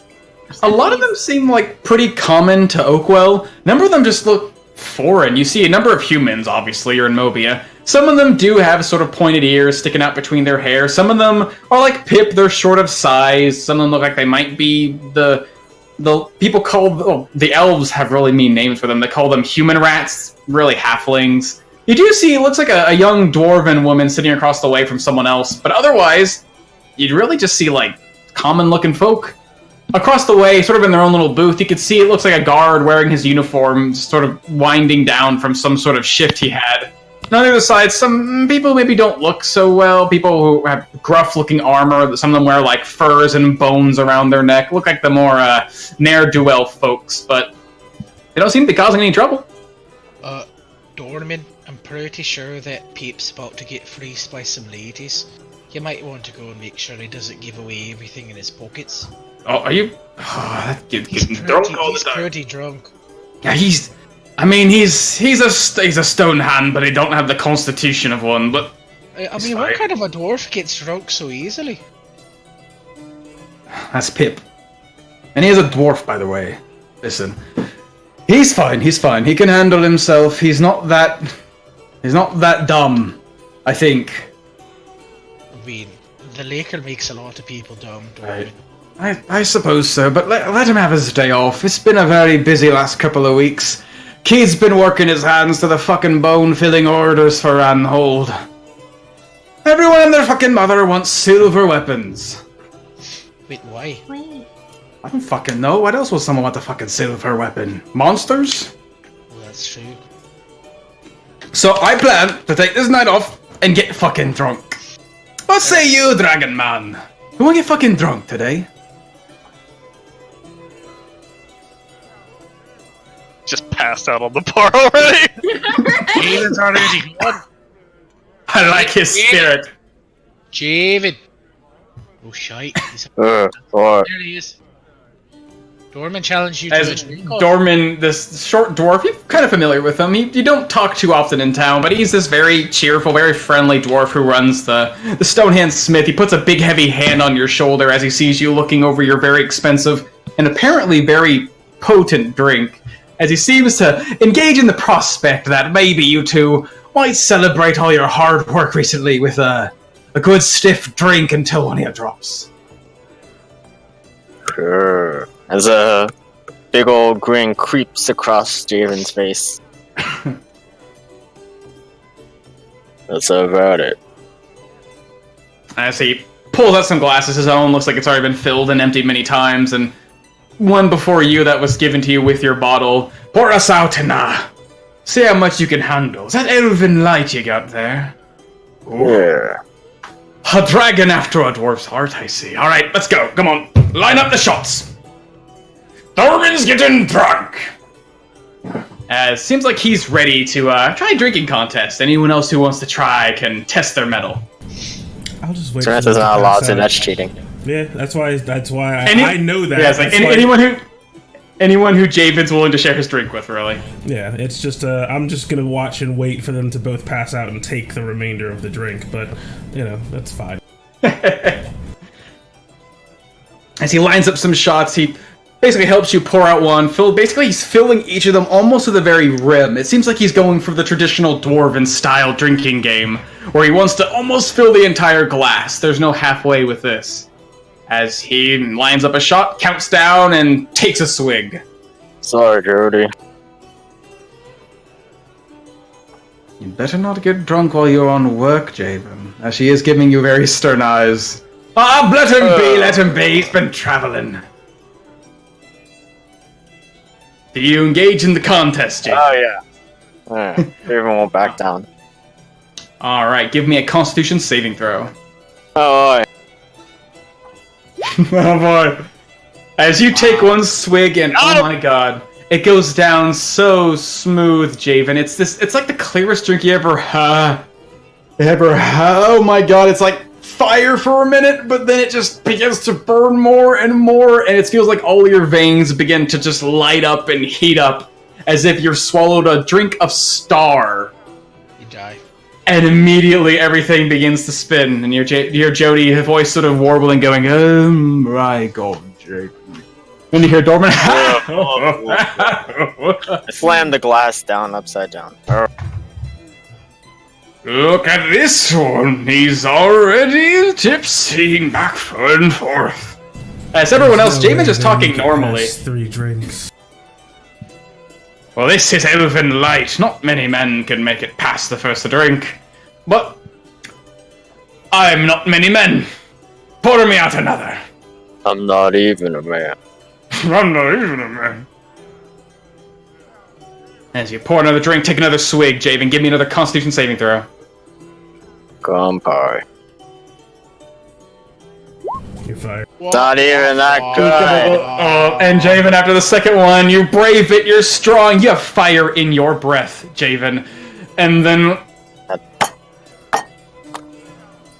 everything glows so brightly, like the stars are lit around you, and then immediately, the stars are going out, bit by bit, one by one, and then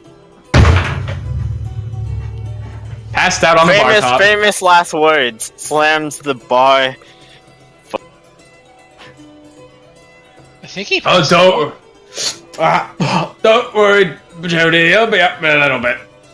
That's the beauty of day drinking. You get to wake up and keep working later. I just kind of conjure forth the mage hand and kind of just like float to his face and just like prop one of his eyes open as I'm just looking down the bar at it. And he's just out cold.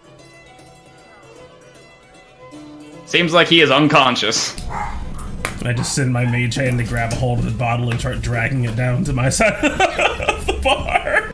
Someone better avenge my 5. David. Someone better avenge my 50 gold. That's Javen's drink, Samantha. You can't just take it. I'm not just taking it. Well, it Takes the entire bottle. I'm stealing it. I mean, normally the winner of the contest gets the rest of the bottle, but give the rest back to Javen once you're done. I'll help pay for his round. God knows I'm going to be fucking rich after all this work. What all the silver weapons? Aye. Every adventuring group wants some. I'm sorry, what? No, Ren Hold's the one ordering them. They want them in mass. And Pip's the one who has to fucking help me with all the... what do they call it? The metallurgy, the like binding silver to steel. Basically, plating him, that's it. Hey. All fancy science things, I don't understand it. How does Ranhold want so many silver weapons? As I just pour out some of this elven star for myself. Well, Ranhold is a military base of sorts. And the road that is going to be built connecting Broken Ridge is supposed to help with moving militia around. Maybe there's something going on that we don't know about. More than likely. I mean, why would a noble want a road so quickly built? No, or arming them with silver weapons? You see, these are the things I miss out on when I don't have my contacts. There's so much going on in the world, and... never mind, has Jody just sort of... You see for a moment as you're all talking about stuff, her eyes are actually lit up, and she's sort of listening, her pointed ears sort of perking up as she's picking up on this juicy detail, and then she sort of like recollects herself. Never mind. What happened to all of your voices? All of your whispers? My whispers? You the people that hear you with... There's been some time where I've had to be... well... Lady Blackburn seemed to understand my position in this world and the connections I had, and I do not believe it's safe enough to use them while we were under our current, situation. But now that things have cleared up, I can safely say I'm going to get all the information I need. Wait, with the centaurs? You couldn't get it because of the centaurs? Simply saying I did not have my contacts when Lady Blackburn was very hot on my trail. You know how I managed to find you guys leads that no one else has? Right. Well, usually that's through a bit of trading of coin, you know, saying the right word and offering a deal that one can't refuse in order to keep information from reaching the public before it reaches us. It's how you get leads it's how really you get a lead, Clyde. But she was very keen on the fact that I could do that and decided to use my skill to ensure that information reached Oakwell, as opposed to halting it. Would have given you more time to do your job, but alas, the Blackburn Initiative is quite keen. But at any rate, Dorman, make sure Javen does not fall off his stool. The rest of you, get to work. There's still people here that need serving, and God forbid no one give Pip another drink. I think he's going to die. As Gregory. I just wanted to know what the Elven Star tasted like, that's all. It tastes like nothing at all at first, a super smooth drink, and then it begins to warm you, like every vein in your body is being lit up under a spotlight, and it's just very comforting. Not really worth it for flavor, but just the sensation itself is. It feels like almost like you're sitting out in a beautiful spotlight, and the world's eyes are all on you, like you're the star. But definitely not the same effect that it had on your old friend Javen. As Gregory in the kitchen fixing things up, you making more pancakes, making all sorts of food. Yeah. Give me a cooking check with charisma. Ah. I'm gonna use my fucking DM inspiration, cause fuck you! Fuck you! Cooking utensils. Charisma. Oh yeah. Nice, 1 second. These are really good pancakes. Oh no, he used the 12 on your pancakes. Nice.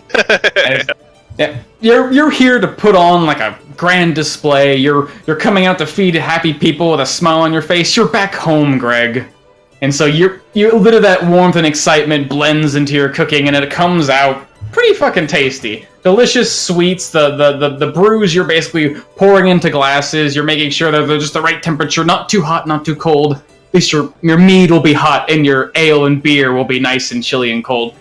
Everything comes out great, and it seems like the people you're coming out and feeding are... The more you come out with stuff in your hands, the more excited they are, as you are an excellent host this day. Yeah, and something I read in one of my cookbooks, I am looking for berries. Got any berries in the house? Got some blueberries, some raspberries? Oh yeah, you do know that with all of Jody's new supplies opening up through many barrels, almost more than you think could fit in these small rooms, you do find a surplus, a small barrel, maybe about like 5 pounds in total, but you open it up and it is just full of, it looks like these dark wild berries. Some of them look darker blue, purplish, others look more like blackberries, just like a whole assortment. A medley. I'm gonna be doing two things. One, just making blueberry pancakes. The other one, I'm gonna make a raspberry sauce, as I'm just gonna simmer it down and do a nice raspberry sauce. A nice reduction. Yeah. Nice. As... Roll a D100 real quick. Oh.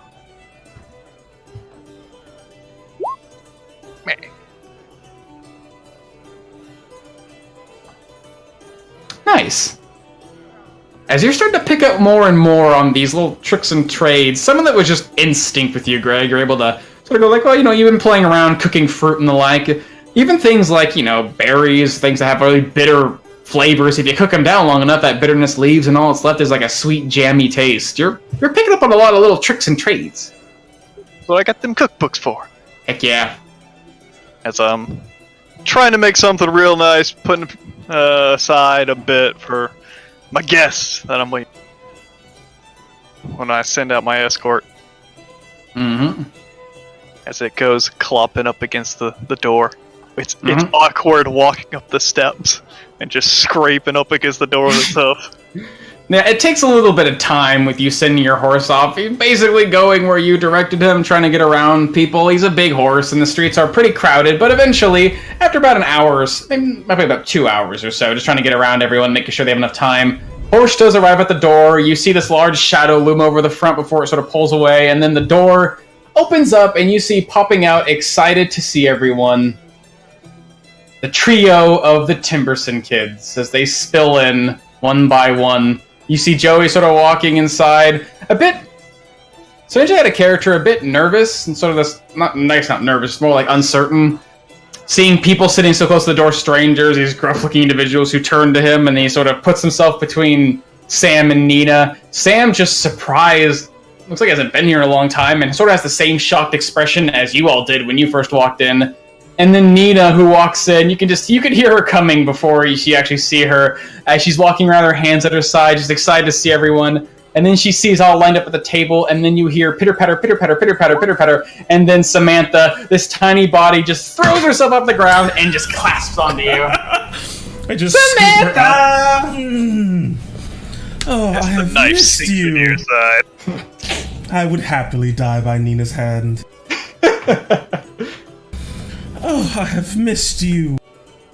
I missed you too. Where's Greg? Is he here? He's in the back Greg's making cooking. pancakes. Greg's cooking. I can smell his cooking. I can Yes, smell his he is. cooking. I just put her down. As she immediately starts running off, and you see Joey walking up, basically almost leading Sam along. And Joey looks up. Samantha, is Greg actually here? Of course he is. Okay, Gregory, good. Yeah. You have some very interested visitors. Oh, you gonna have to tell them to go away. I'm busy cooking. They gonna have to come another time. I do not think I will be doing that as I just open up the door. As I'm just standing in front of the door with a big old plate. Greg! Oh, damn! Nina! You're ruining my surprise, girl. He's faster than Clyde. She is. Children. It's that children's speed, man. It's a Pitter-patter, busted pitter-patter, fucking... pitter-patter. Usually rogue. they're gone. As Jody trips her as she walks by. As Nina runs up and catches her from behind, Greg, give me a dexterity saving throw. I can see it! I sense the danger! The child sense! Advantage!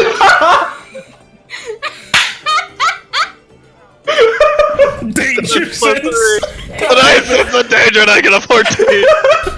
Unfortunately, you feel this tiny body pound into the back of you, hugging your sides. Fortunately, you're a strong enough guy, but even the slight change in weight causes what you're holding sort of tip and turn. But thankfully, you did hear her coming, and you're able to actually anticipate it. Maybe after so many years of having to deal with the kids jumping on you, you're able to react almost instinctively with a bit of danger sense, and you keep everything balanced. Sense the danger.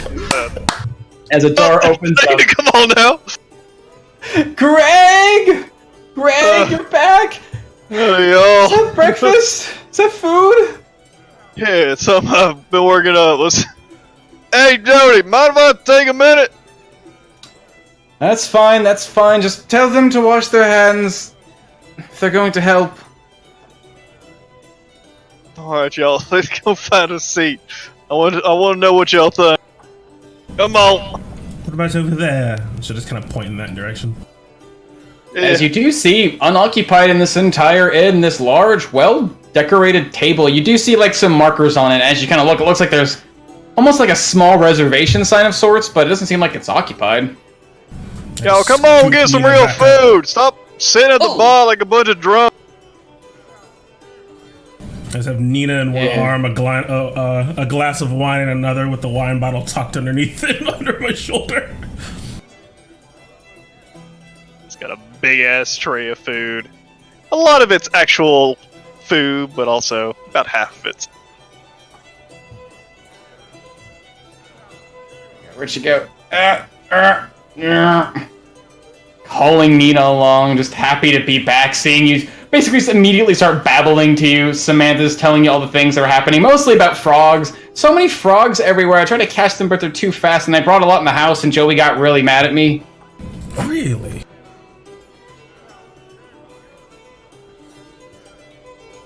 As they begin to make their way here, the kids sort of seat themselves. It looks like Sam and Nina are just especially excited because, well, something you know, Greg, probably as much as they love you and as much as they miss you, there's one thing that they do desperately, well, miss when you're gone. When you're gone, the only one of you who really knows how to cook is, it was first Joey, but then after a fire incident, never Joey again. Sam sort of picked up on some basics, just how to scramble eggs and just cook meat so it's edible, but nobody can cook quite as well as Greg can, so... I'll go get the rest. But y'all dig in if you want. I'll be right back.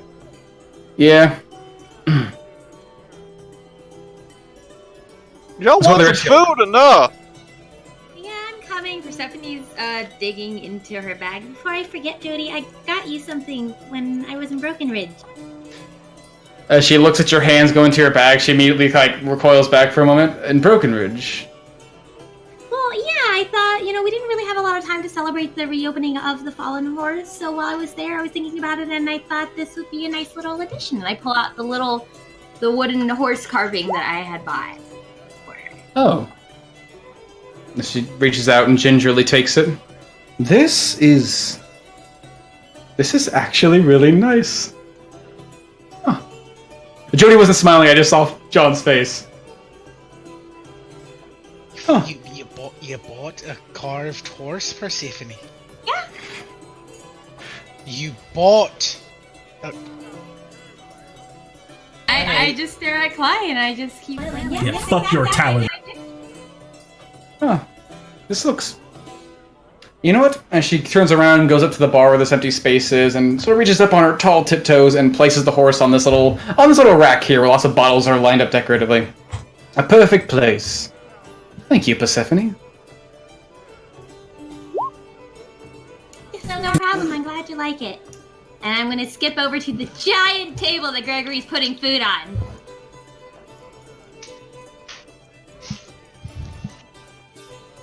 Alright, come on this one. To get my hands in some flour again.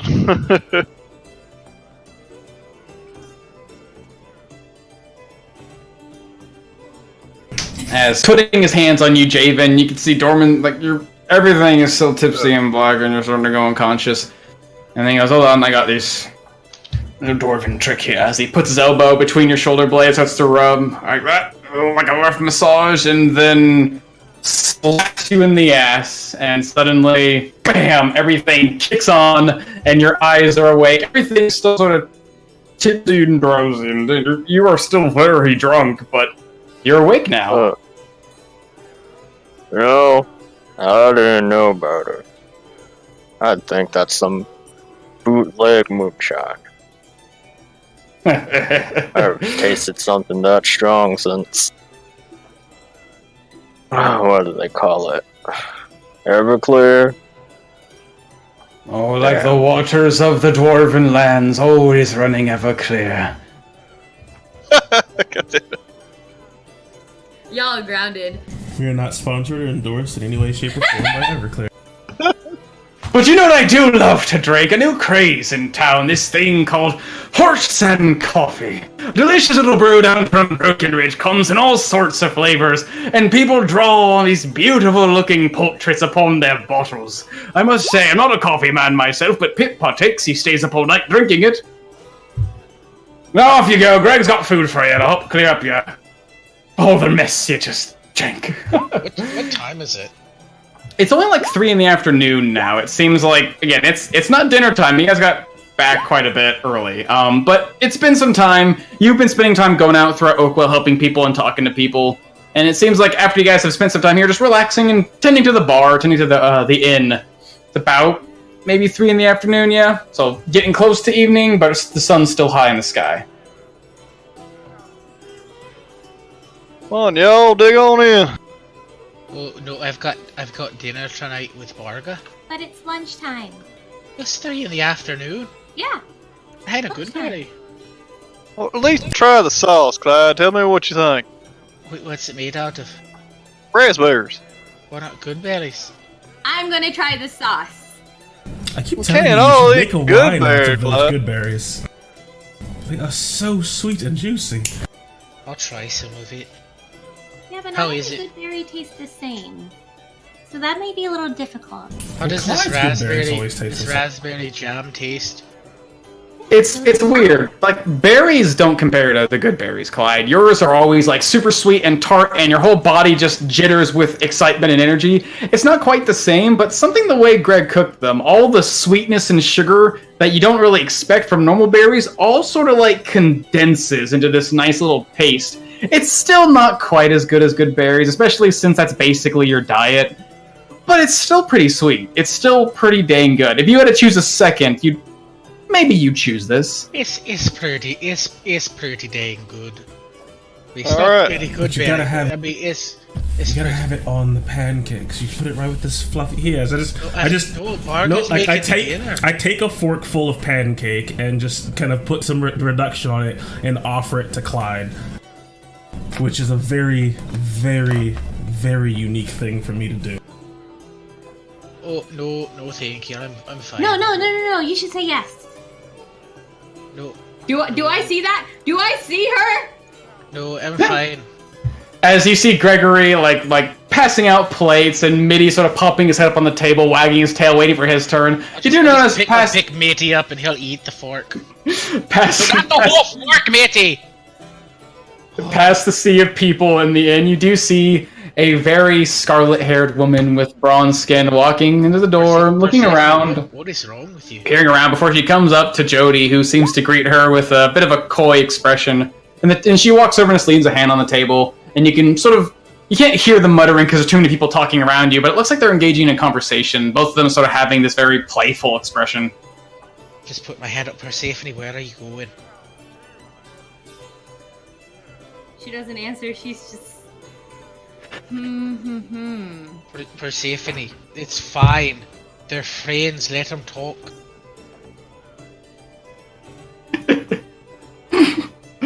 As you put your hand on Persephone and then her body... No, Mitty, don't eat it! As you put her hand on Persephone's shoulder and then her body starts getting smaller and smaller and whoop! So she's on the ground. Christ. Are you moving stealthily, Persephone? Are you trying to move quiet? Not be seen? Yeah. Give me a stealth check. Across the wall, trying not to be seen! Oh gosh, where are you? As you're able to, you see the walls, even in the daylight, they're still lit by these small candles that sort of give this golden glow to the entirety of this, well, revitalized inn. But fortunately, you can see where the light sort of ends and where shadows are cast across like different wall ornaments, and are able to very carefully crawl around and slink to and fro, go up to the ceiling and around, avoiding most of their gazes. Nobody just really seems, if people notice you, they don't really seem to care. Seems like pests in this town are somewhat common. And you make it to the edge of the table where you end up resting and get a little clearer sound of what looks like Ava and Jody are talking about. As it seems like you see Jody keeping her hands folded behind her back, still keeping her poised posture, while Ava sort of leaning across the table, holding her chin and just smiling up at Jody. You can hear, basically catch him in the middle of a conversation. Say, Jody, the place is wonderful. You've really done it justice. Congratulations. I'd like to ask, though, how are you keeping the frogs out? Simple. All you need to do is salt the grass. How you doing? Oh, I know you, as Ava looks you over. You're the man who came into... Oh, man, of course you wouldn't. You were drunk. You came into my bar and you started a fight, or tried to. I don't remember that. Yep, you don't. I don't think you do. Oh, this is your Javen, isn't it, Jody? Yeah. He's definitely made a name for himself on this part of town. But I will say he's not coming back in my establishment. That's perfectly fine. He doesn't really need to. Oh. Gotcha. Wink. Wink. Listen, Jody, I'd hate to be this kind of person to you, but I might actually need a favor from you. Oh, really? A favor, you say? And what could I possibly owe you to, repay this favor? Well, when things got rough and the inn got a little hot, I did extend a charitable hand to help clean this place up. Wipe away some of the soot, sweep up the ashes, and, well, keep the place afloat while you were in a not-so-good state, my friend.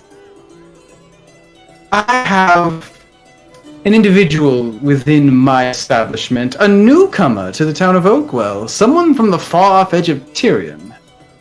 He's a very capable man, or at least he seems like it. But I must say, I don't really have any way for him to test his mettle. Valiant 7 and then Big Alf's, what do they call themselves? Fortune's Favor? They put in the spotlight, and, well, it's hard to find work. Do you think you might extend something my way for my new friend. Possibly a job or something along the like.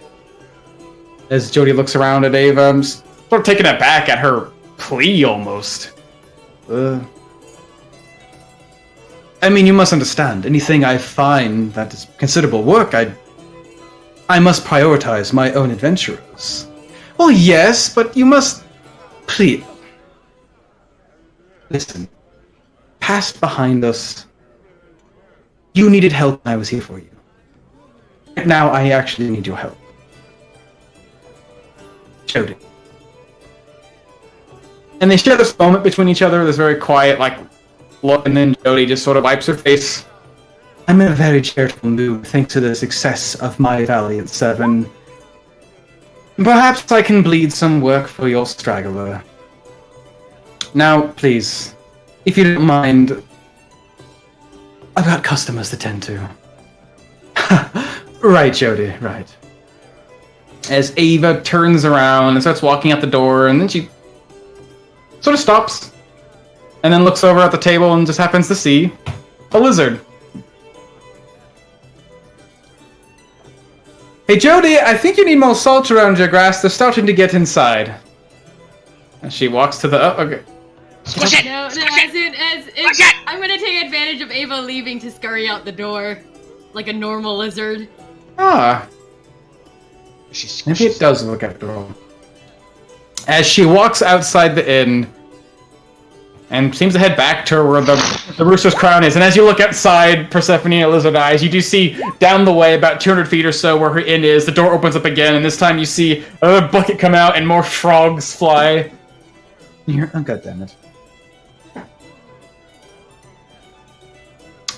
As she leaves. And what are the rest of you doing? As Jabin, you're sobering up at the bar with Dorman, who's patting on the back, congratulating Samantha and Luna sitting at the table eating food. Or are you guys eating dinner for now? Anything else you want to do? Otherwise, we'll move along. Yeah, I'm just casually eating dinner, watching everybody eat my food, see how they like it. Good. Gregory, you have a meeting. What? What, Claire? We have a meeting. Sure, yeah, I can bring back some dishes. Let me have some of y'all. Right. Oh, hell. It's so good. Please bring me back like 2 more. I'm done. Oh. I think I got some others. Yeah, as you're looking around, Gregory, what's Luna think of the food? Like, what's she doing when she's presented with this smorgasbord of sweets? She will. She doesn't really like sweets. Throw off the table. So she'll just be there with everyone. But not eating. Just stabbing your food with a fork and cutting it up and moving it around. Like, try to sneak it onto Samantha's plate. I just slide my plate over to her side just to let her restock it and just kind of, there we go. Yep. Snake hair just crawling on the table, grabbing food, pulling it back. Yeah. Unhinging its jaw, swallowing Nina, you know. Yeah, Gregory, as you're sort of surveying everyone, you can just... Yeah, it looks like Samantha and Nina are on the same page, just shoving as much food as they can in their mouth. They both seem to be the same fan of the same kind of food. Sam's a bit more careful with the way he cuts and eats his food, trying not to get in a mess. It looks like this table's really nice, and he knows very well how to keep a tablecloth nice after some spillage when he was young. And Joey, he seems kind of quiet. He kind of watches you leave for a moment, but he's just kind of picking at his food, eating bits and pieces, but being very slow about it. It catches my attention, but then Clyde pulls me away. Yeah, what you need, Clyde? I start putting dishes away, start scraping the shit off and just compost on the side. Father Shape says something really interesting to me today. And I just really don't know what to think about it. You saw Father Sherman down? Oh, yeah, What do you there's mean? a whole bunch of ravens and crows and snakes and frogs and grasshoppers in the Heartwood Sanctum. What, like the frogs here? Not as many, but a lot more crows and ravens. What the hell is going on out there? Well, he said that there's something evil in the woods. It's probably what's drawn them all here or something. Some kind of, you know, something's not balanced out there. What? he said like he thinks I should take over for him. What, of the church? Yeah. Is that crazy? I mean, maybe, did it tell you to go get schooling for it? No, he called me what was the word he used? It was a big one. Savant? I think it means really smart. But I'm not smart. I mean, I know that's what Dolman calls Pip. I thought it meant... yeah! Sure, Clyde, but, I mean, usually to run a church, you gotta be a part of the church. I mean, I couldn't just walk in and be a priest. Maybe he was telling you to seek schooling, Clyde. You learn about him all. Well, I asked him about it, and he said I was a natural. He said I was something that would shake up the order, something that it might need. Yeah, I sure as hell can believe that. Yeah, mate. I don't really know where you go to get schooling around here. I know Father Winter came from ways out. Maybe out east? I think it's different with Sylvanas though, Gregory. I think you either have the connection or you don't. I guess. Like Vanja, I don't really think that there's books written on how to worship him. I think it's just a connection. I mean, he's plenty of books. I mean, the teachings, people write them down. There's lessons and stories and all to go. I mean, Gregory, I mean, when he suggested it, I mean, my first thought was, you know, I can't do that. I mean, I'm not smart enough. I don't know enough about it. But like, something inside me just, it was almost like something just clicked. Like it's like peace about it. Is that normal? I mean, yeah, it's sort of having a calling, right? I mean, that's sort of, when I looked at the gods, I wasn't really looking for them, to be honest. I just was looking for anything I could just latch on to. It was, you know, something for give me hope. And yeah, I understand that. You see something, it just makes sense. It's like, I guess it's sort of like me and cooking a bit. I know I ain't the best at it. I try, but I know I ain't, you know, amazing or nothing. But I find joy in it. And I like the, you know, what it brings to people. And God's sort of the same to me. The teachings rang true to me. I understand you. If they ringing in your ears, Clyde, yeah, seek it out. Maybe I mean, Father Shep's been around a long time. I'm not really sure where he stands in all of it, to be honest. I was more in the teaching thing and not the whole hierarchy and stuff. Could he like ordain you or something? Oh, I don't know. But I mean, I think that would mean I'd have to stay here.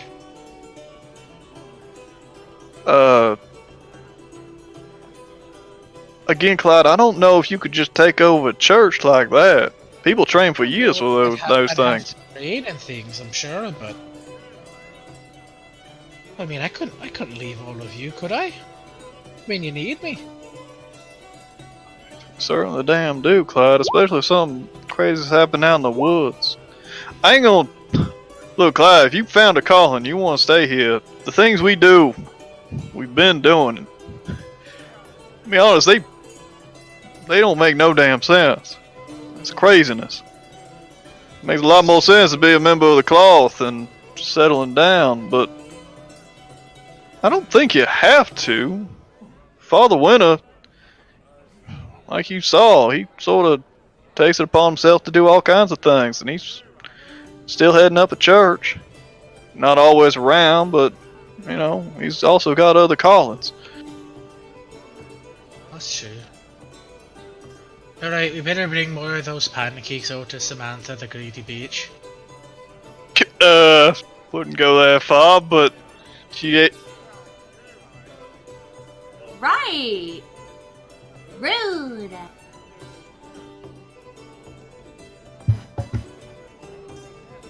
Okay. If nobody else has anything they want to do in particular, basically the day will just sort of go on. Javen has some time to sober up. Kids just sort of enjoying their meals. Everyone just has some time to spend just being back, not only in Oakwell, but in the Fallen Horse. Not having to ride on a road or face difficult challenges like facing down centaurs and deciding whether they should kill them or spare them. You know, today's challenge is how many pancakes can we eat before we fall asleep? All of them. I also And the did hour. get you this, Nina. So I take out the princess music box for her. What is this? It's all Look at sticky that. and gooey now. As she wipes her hands on the tablecloth, Sam just like pulls away, like, nope, Greg's here. Nina, use your napkin. You got a napkin. Use that. She takes her napkin and like wipes it across the tabletop. Sorry. And she grabs, with still sticky hands, onto this very nice music box and looks around for like the little key on it. And opens it up, and you can see it almost has like this dome-like top before it sort of very carefully opens up, thanks to what many people know to be gnomish technology, as this very slender princess with, it looks like somehow when she rises out and begins to sort of like turn, her arms move mechanically in like this little dance, and it looks like these tiny little pores where the hands should be, these little holes, like this soft, almost like light begins to emit it. And you realize it's not a light, it's a fog, and the way her hands move while she's dancing, it almost looks like magic.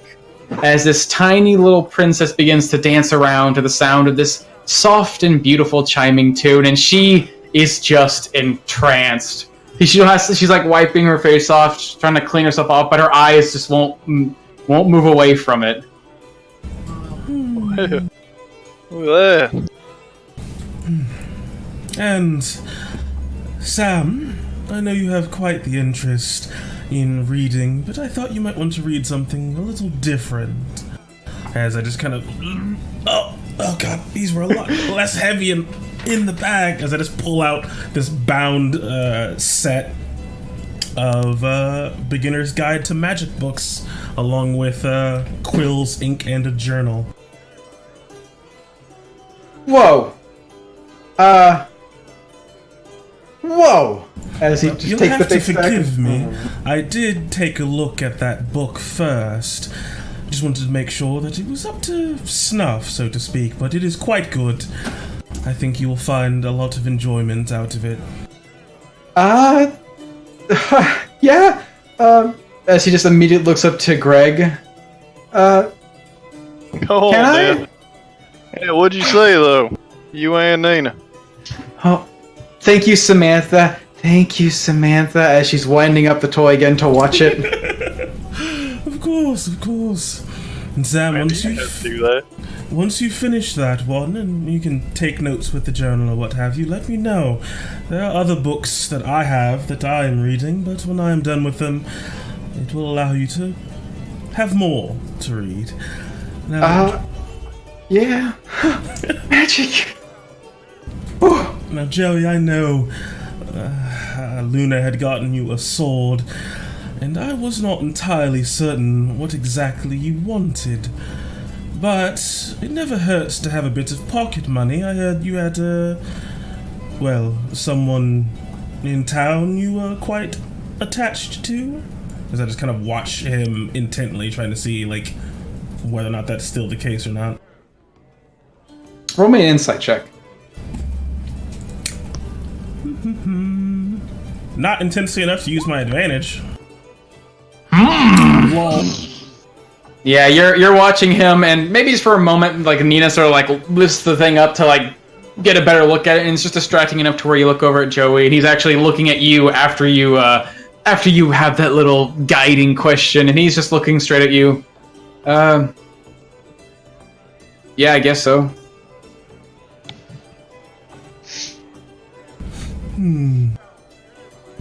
Well, there are many things I'm sure that you want, and this might make it a little bit easier for you to get them, as I just reach in and bring out one of my wonderful, Jesus Christ, little bundled packages, and just slide him a brick of money. A brick. Opens up solid gold bar. Yeah, like you open up this like little tiny parcel box. He opens it up, and nobody else sees it except for him. But you can hear as he sort of tilts the box to get a better look. You can hear the sounds of coins just jingling inside. How much is inside of this box? 150 gold. It's a heavy box.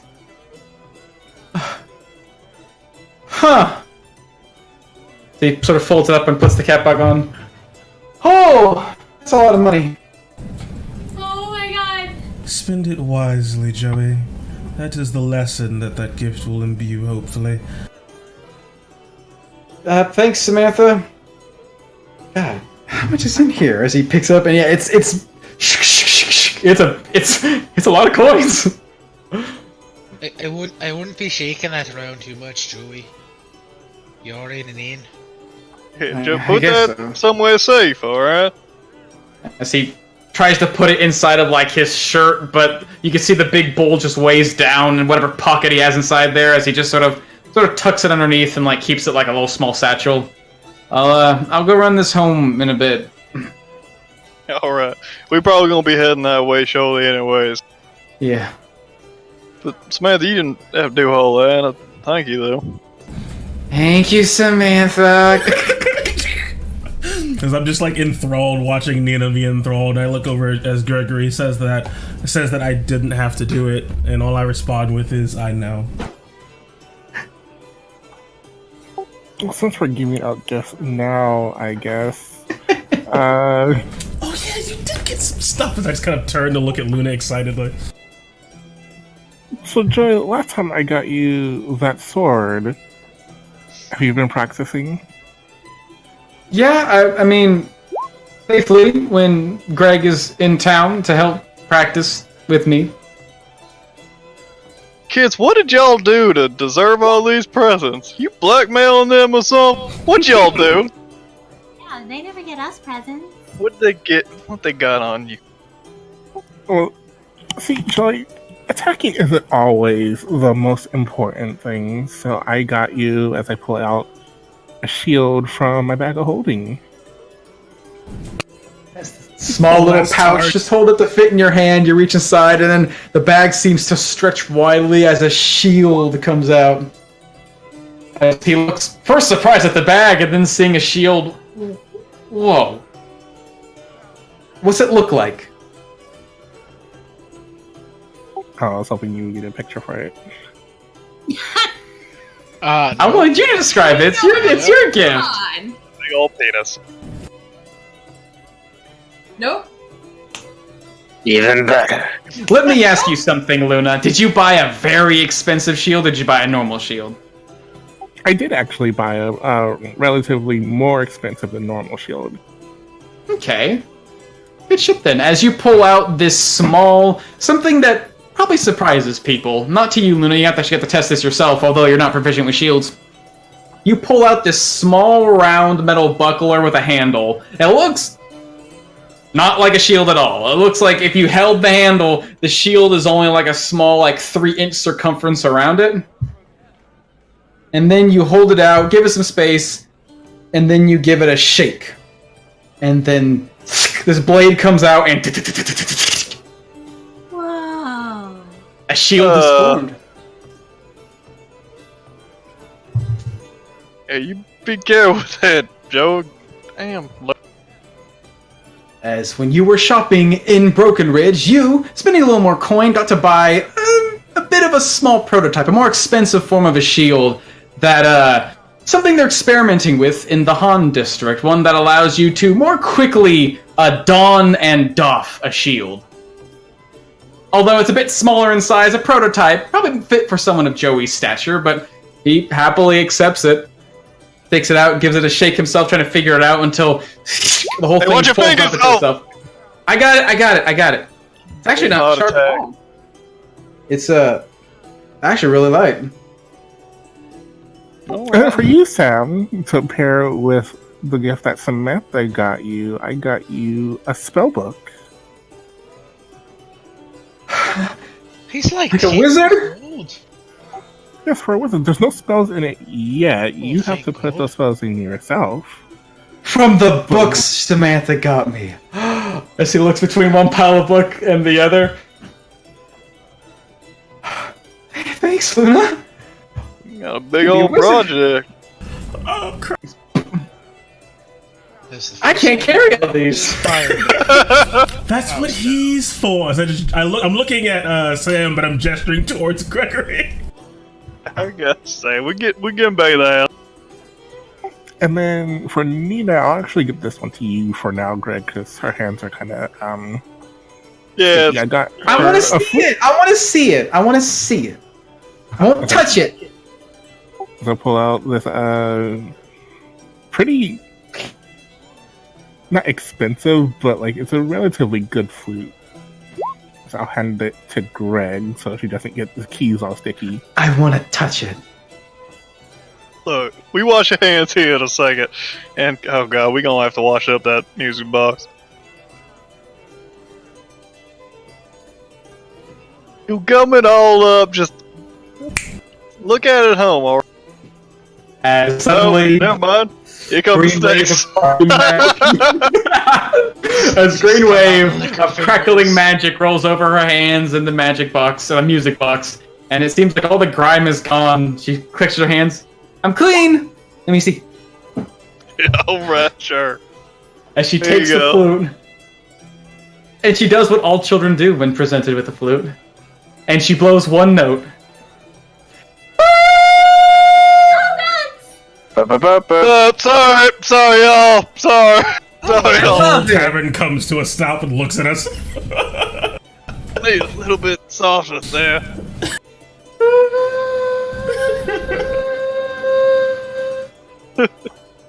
Thank you. Thank you, Luna. Now we can learn how to play this song as she turns the music box back on again.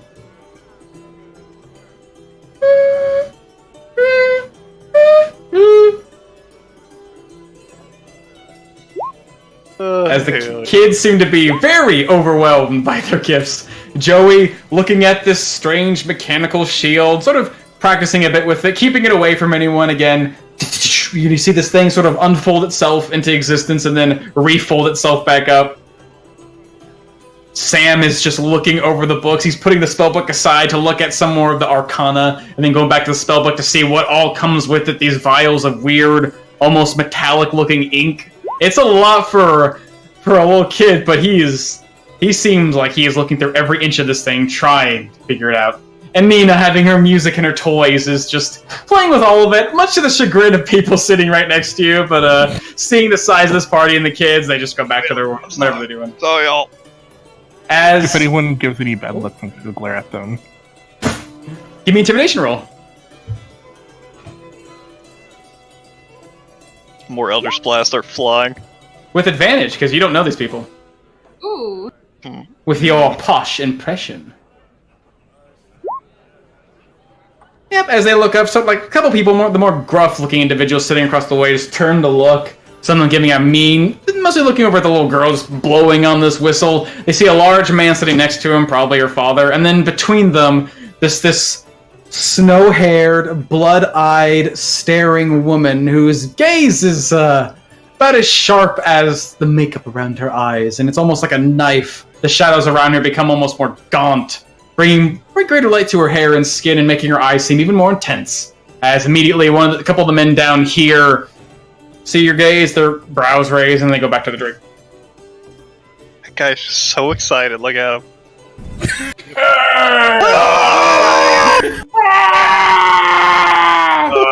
And then I said, Camel? Look at this I poor hardly one. know her! And then I said, that's a katana. God damn it. As if there's nothing else you guys want to do, the day will actually pass on until the later evening, getting close to about 6 o'clock when Clyde, your internal compass and clock, begins to tell you it's about time to go. Got to go to dinner. Persephone. Huh. Do you think you could meet me at your garden tomorrow at sunup? Yeah, I can do that. Hey. Yeah, Alright. as Nina starts to crash from all the sugar, like, yeah, I think we should probably get going too. I'll be back in a bit. I have to probably have a sundown because we still need to talk to Jody about all this. But I'll see them in a bit. You see Nina, like, sort of leaning up against you, happy, her hands clasped around her float, and every time she breathes in and breathes out.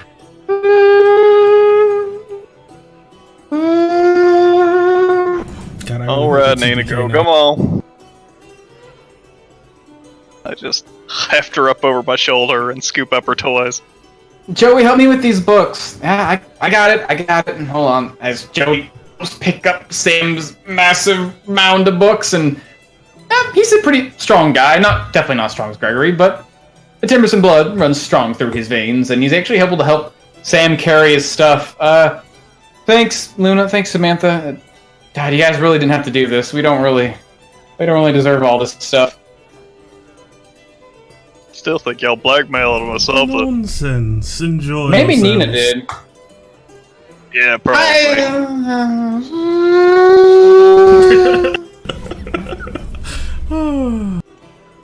As you guys begin to make your way out of the inn, we come upon a scene across town as the evening is beginning to come upon Oakwell. The sun is now setting, a golden light cast across the town, and we find ourselves eventually reaching the later evening. As fall is approaching, the evenings come a bit quicker.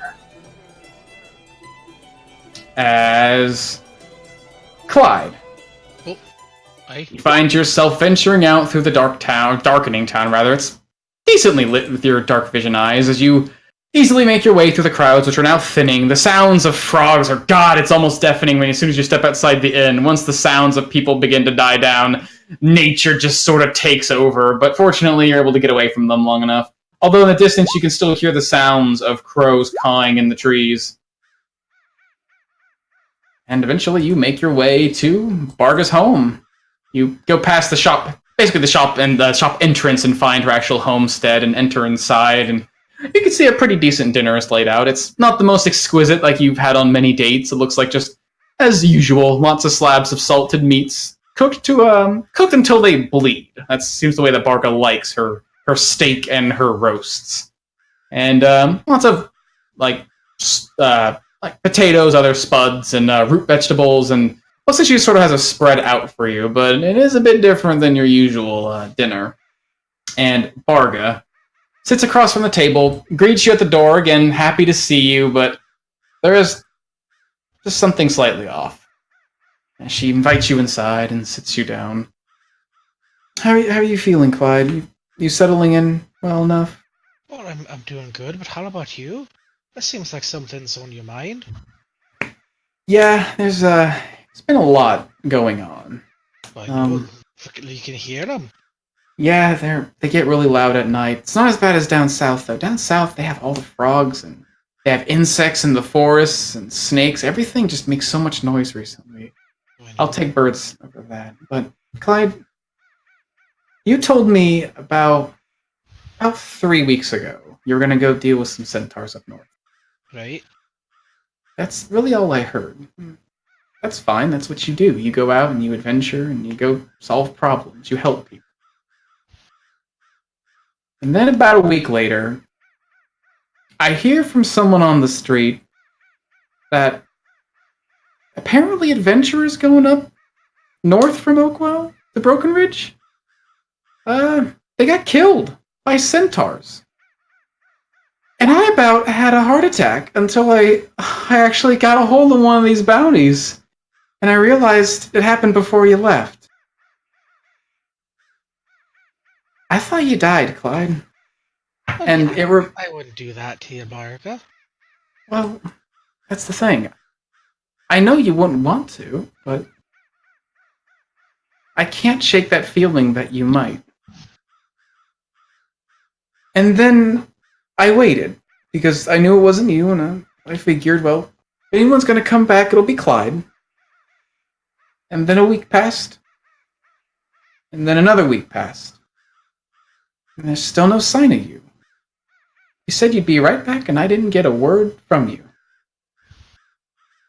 And the whole time, I couldn't help but think. Think about why I'm here in Oakwell. I told you where I came from, right, Clyde? Up from Drakova. Yeah, Drakova.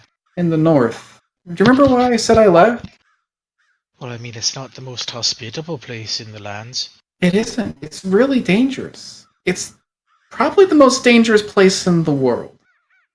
Both the things you find in the land and the people you meet, they'll rip you apart. And I got out of there because I couldn't live there, where people are dying left and right. I've lost family members just growing up there, and eventually it was just me. I had no one else left to lose. And so I came here to Oakwell.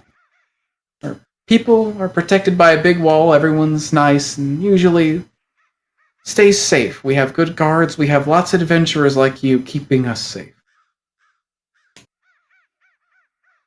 And in those last few weeks, I remembered how scared I felt when you left to go deal with the stuff in the forest. When you went off to that island when everything was sick, and a couple times I thought you were coming back. And then you did, and I was so happy I couldn't stop just showering you with affection. I was so happy to have you back. Right. But it happens every time now.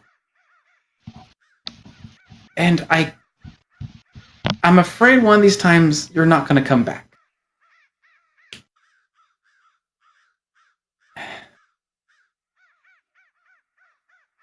And I really like you, Clyde. I really, really like you.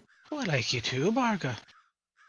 And you do all these nice things for me and the people of Oakwell. Everyone here likes you. They think they call you. Have you heard how much they talk about you? I heard quite a bit. They quite calling me the Catman. Yeah, you've got a reputation here. That's true. It's a really good reputation too. And at the end of the day, people with big reputations get called all over the place. They get called to go help people over in the far west side or the south or, God forbid, the north. And that's going to happen to you. I know it is. Right. And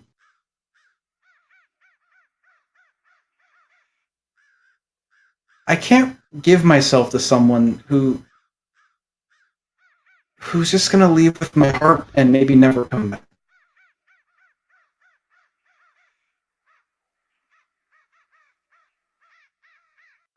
Are you saying that you want me to hang up my bow? I don't want to make you do anything you don't want to do, Clyde.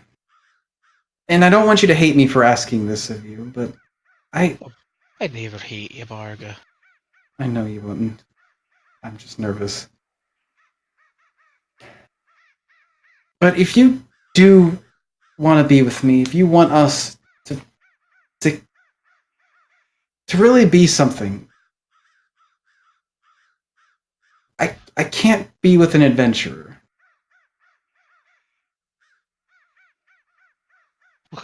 Could you be with a clergyman? I guess so. Sounds a little racy, but I guess that's an Oakwell thing to do. Clyde's gonna look at her and... Oh... I mean, I just don't know, Barga. That's a big ask. I mean, what about Persephone? What about Gregory? I know. It's asking you to step away from your friends who you fight with. You've been through a lot with them, but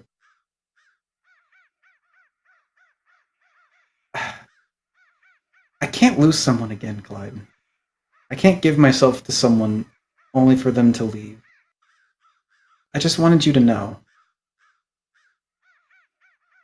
If you really really think they need you, then I won't stop you. But that's just the way it is. Clyde's gonna stand up from the table, look at her, turn around and walk towards the door. He's gonna open the door, and then he shuts the door, and he takes his bow off his back and hangs it above the door. And then he turns around and goes, I do think this town needs me. And I got you something else besides just the cleaver. This Clyde's gonna get down on one knee and show her the sapphire ring. Would you make me the happiest cat, man, and, well, settle down with me and help me help Father Shake with the Heartwood Sanctum?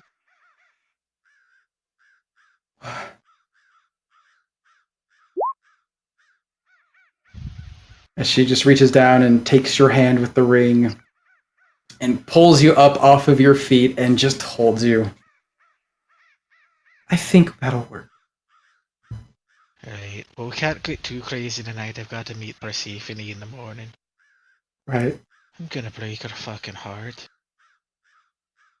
Yeah, I imagine so. Well, eat up and keep that door shut.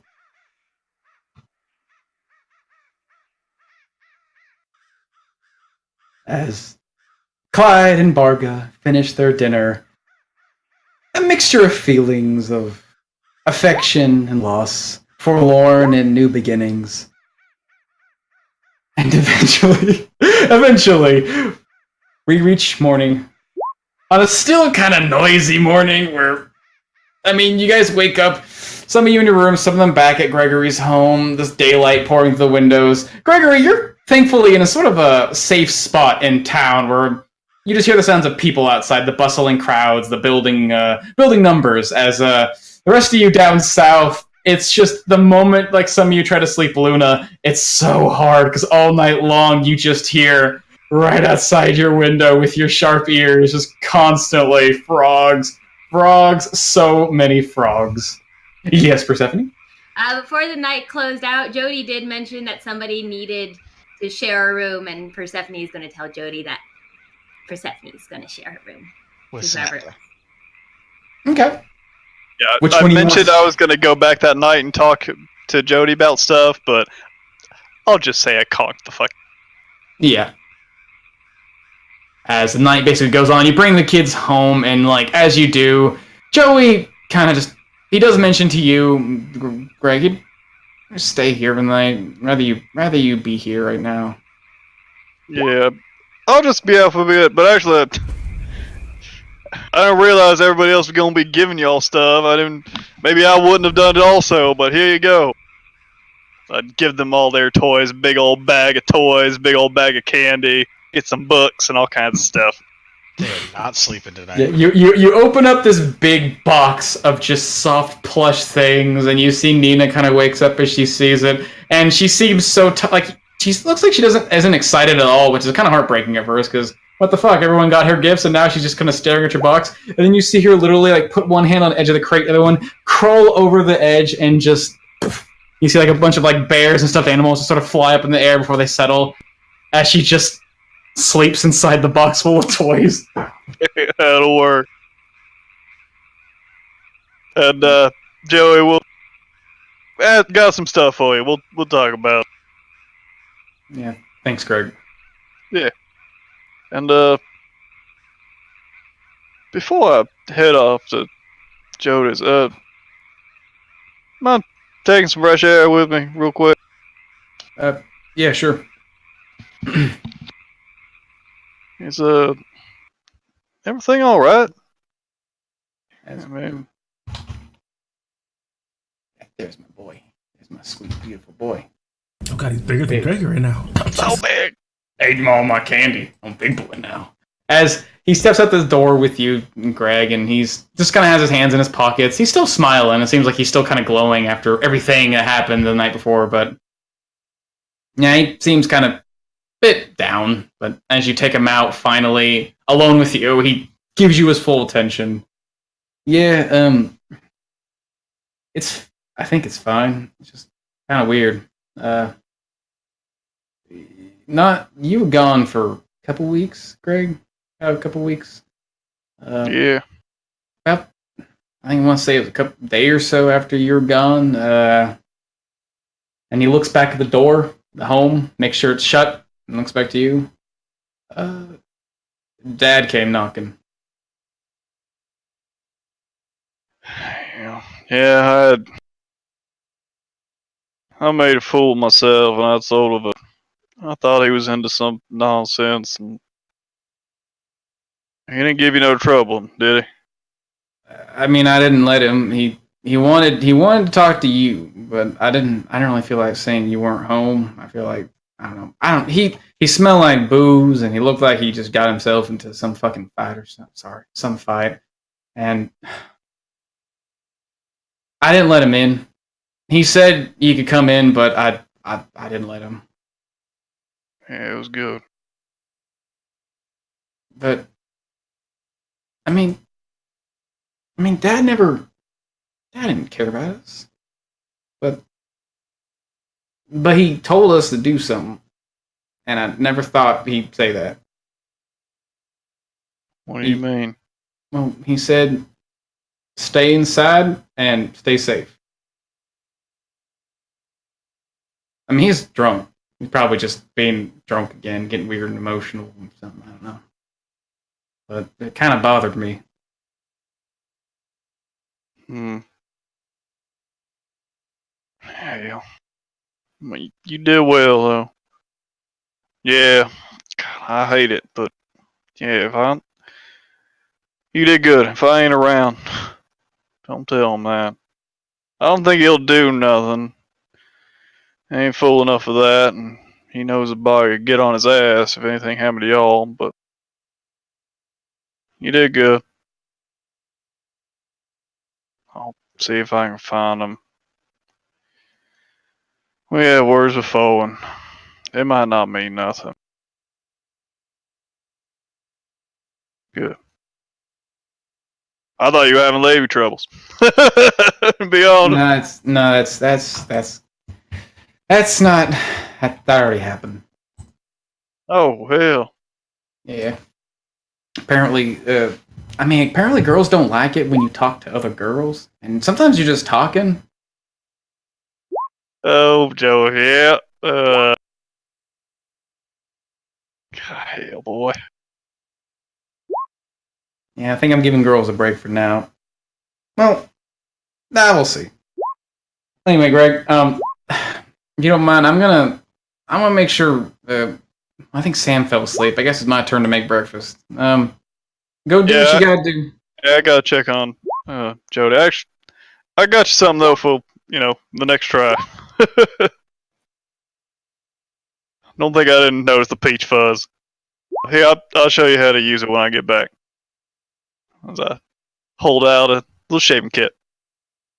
Hold up this very nice tin box, or opens it up, and neatly held within these silken folds is sharpened edged razors, as well as looks like some sort of container of balm of some sort.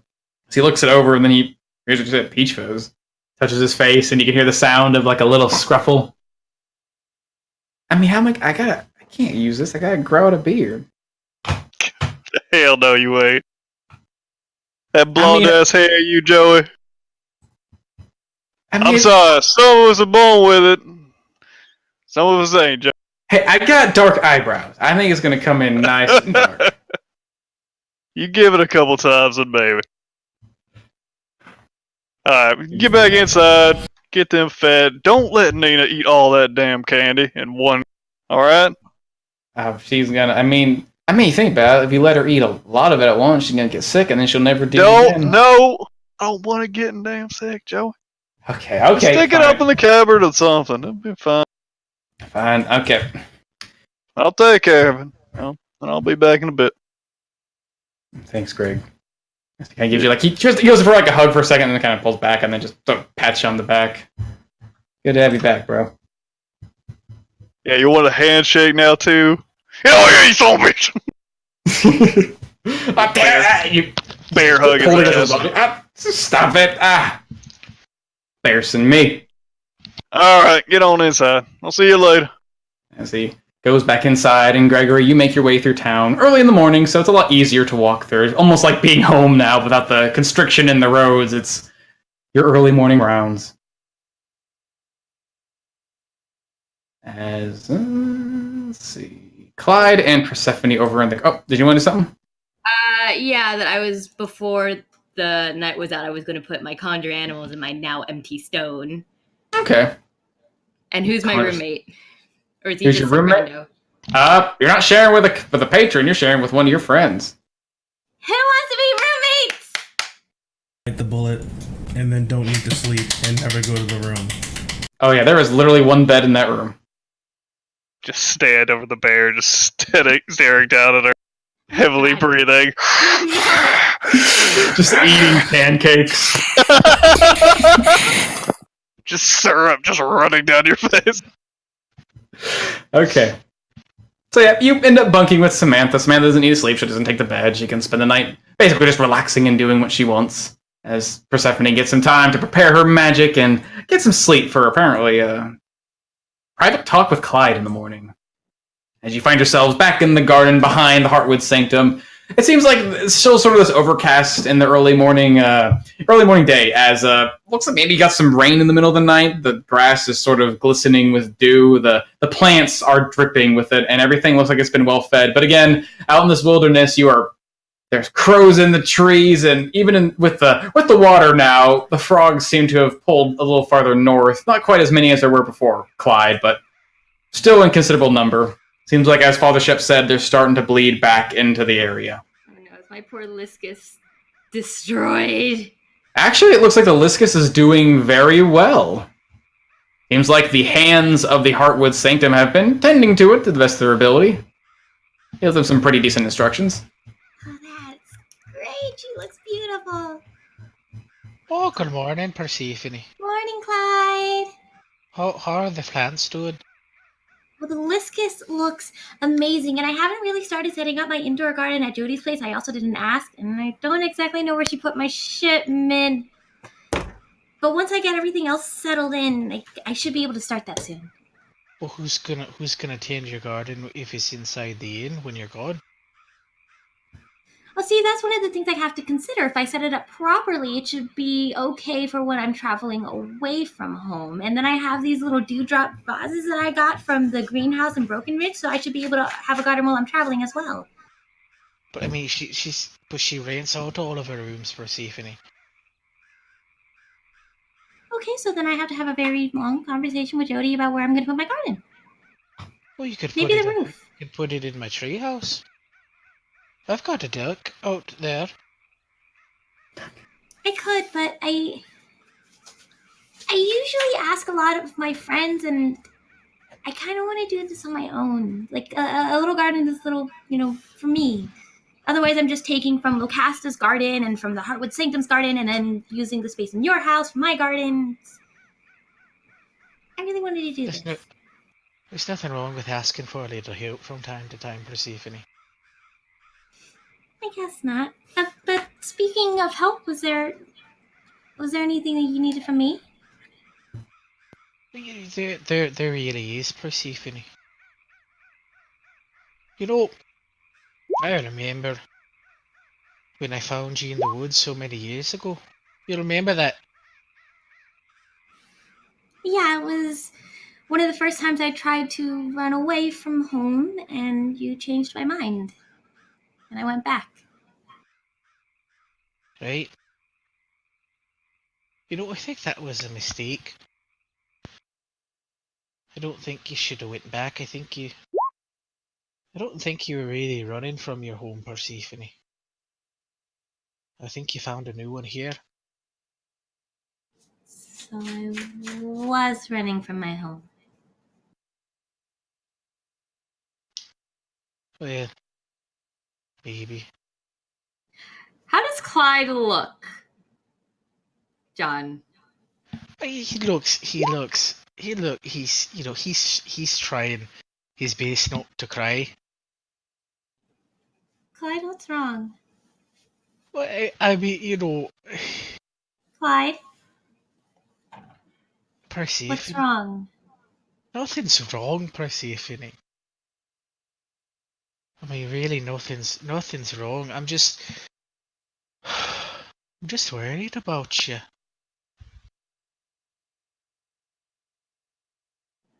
Well, I'm fine. You're the one that doesn't look like you're fine. I am fine, Persephone.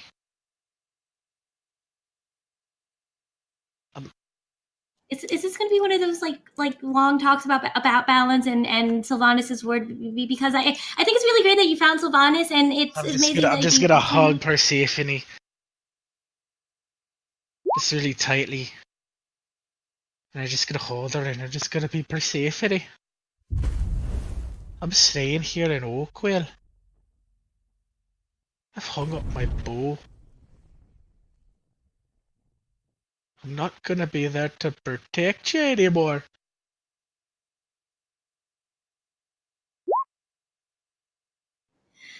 And I give Clyde another hug back, and I hold him tightly. But you've taught me how to protect myself and our friends. Persephone, I didn't teach you that. You knew how to do it all along. You're the bravest person I've ever met. You have an inner strength that would make a dragon quiver.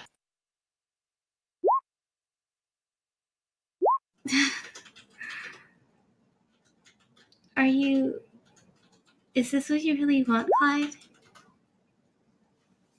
This town needs me. It doesn't need me to go out and fight things, it needs me here. Father Ship, he wants me to take over the Heartwood Sanctum at some point. And Bea, she needs my help with the guards. And making sure the town's safe. And well, most importantly, Barga doesn't want to lose another person that she finds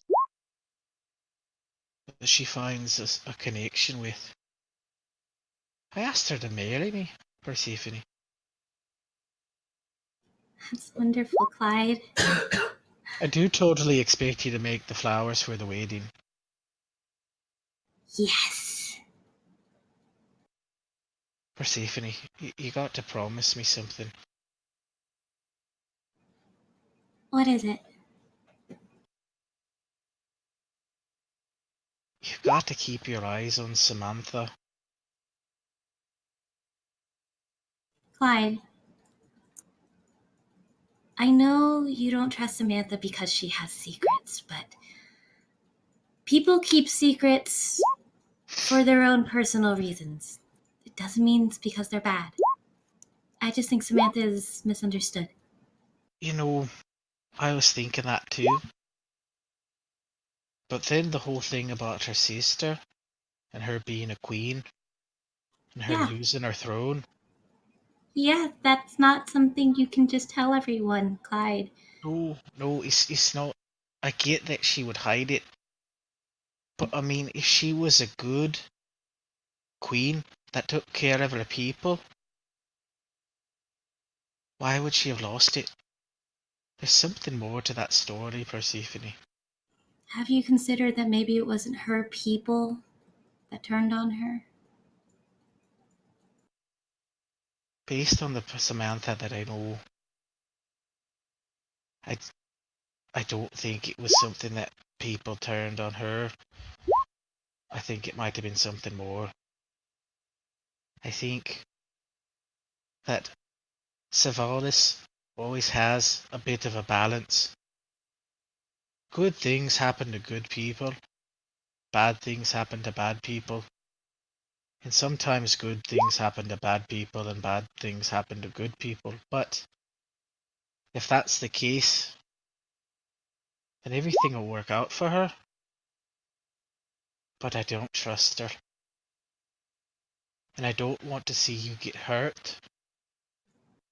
I don't want to see you get into some kind of predicament that it makes you have to decide who you really are. Because I know who you are, Persephone. You're a good person. You care about people, and you maybe care about them a little bit too much.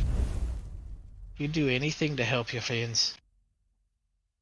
I don't want to see you have to do something that you would regret in the moment. You've got to be stronger than you've ever been before, Persephone.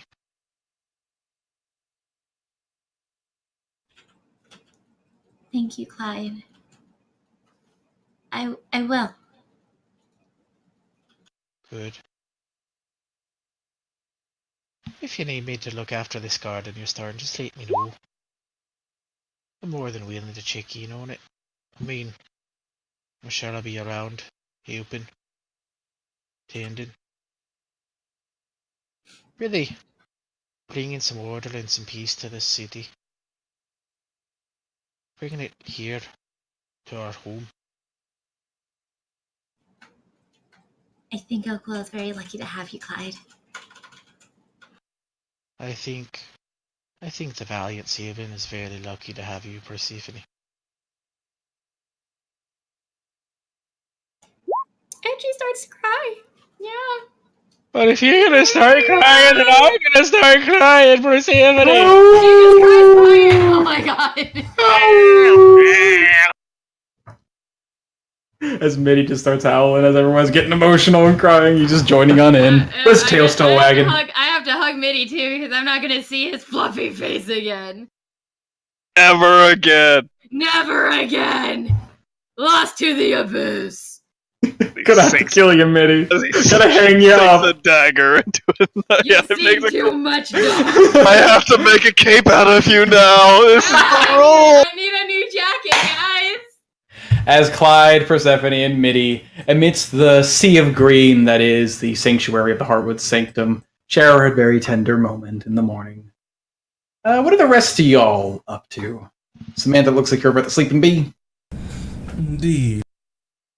Okay, what are you doing over there?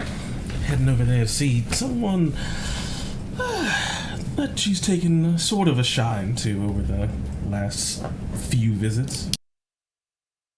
Oh, yeah. Even in the early mornings, super slow business, but people are just sort of hanging out in the lounges. The air is inside the Sleeping Bee, these velvet-covered floors and walls. Everything is just thick with the smell of something burning, not quite incense. No, something a bit more debauch fills the air of the Sleeping Bee as people are just sort of lounging. Looks like they're asleep in the morning, but they're just enjoying themselves. And always present, working the bar, keeping things nice and tidy, is a very gallant and honey-voiced half-elf, you know as Queen. Queen, darling, how are things going? Business is booming, I must say. The Pink Lady has been quite a smash hit. A very apt name. Oh, you read my mind. I was wondering how that was going. I do have a tendency to scour the minds of my patrons and know exactly what they want. Usually the things they want are, well, not something you'd find outside of here. As again, you see someone walks by, you see a very scantily, looks like clad human, maybe half-elf, her ears sort of are slightly pointed on the ends, walking past and sort of escorting a man downstairs and out the door who seems very tired but very happy. How can I help you on this fine morning, sweet, sweet Samantha? I will take a pink lady, to be sure. I have to start off my day right, but I did want to know, just in the time that I've been gone, if anything interesting's happened around town. I just want to share a drink with Queen and just, for lack of a better phrase, roll for rumors and what else is going on. Yeah, just shoot the shit. What's going on with you, buddy? Sort of gives you a general rundown. Points out the obvious. Down south, there's been something of a an infestation problem, mostly involving amphibians and the like. Personally, I chose to pour out poison in the streets and got rid of most of them. Seems the creatures, as dumb as they are, have grown wise to this place being something of a danger zone, so they've left the sleeping bee be. See what I did there? I do. Besides that, things have been pretty swimming, gotta say. Apparently, there's a lot of people coming in from both the north and the south, at least in the last couple of weeks. A lot of people looking for places to stay. And it so happens that so many in the north, so used to such luxuries and things you can find in places like Broken Ridge, have taken to the Sleeping Bee. They sort of enjoy the carnal pleasures you find nowhere else in town.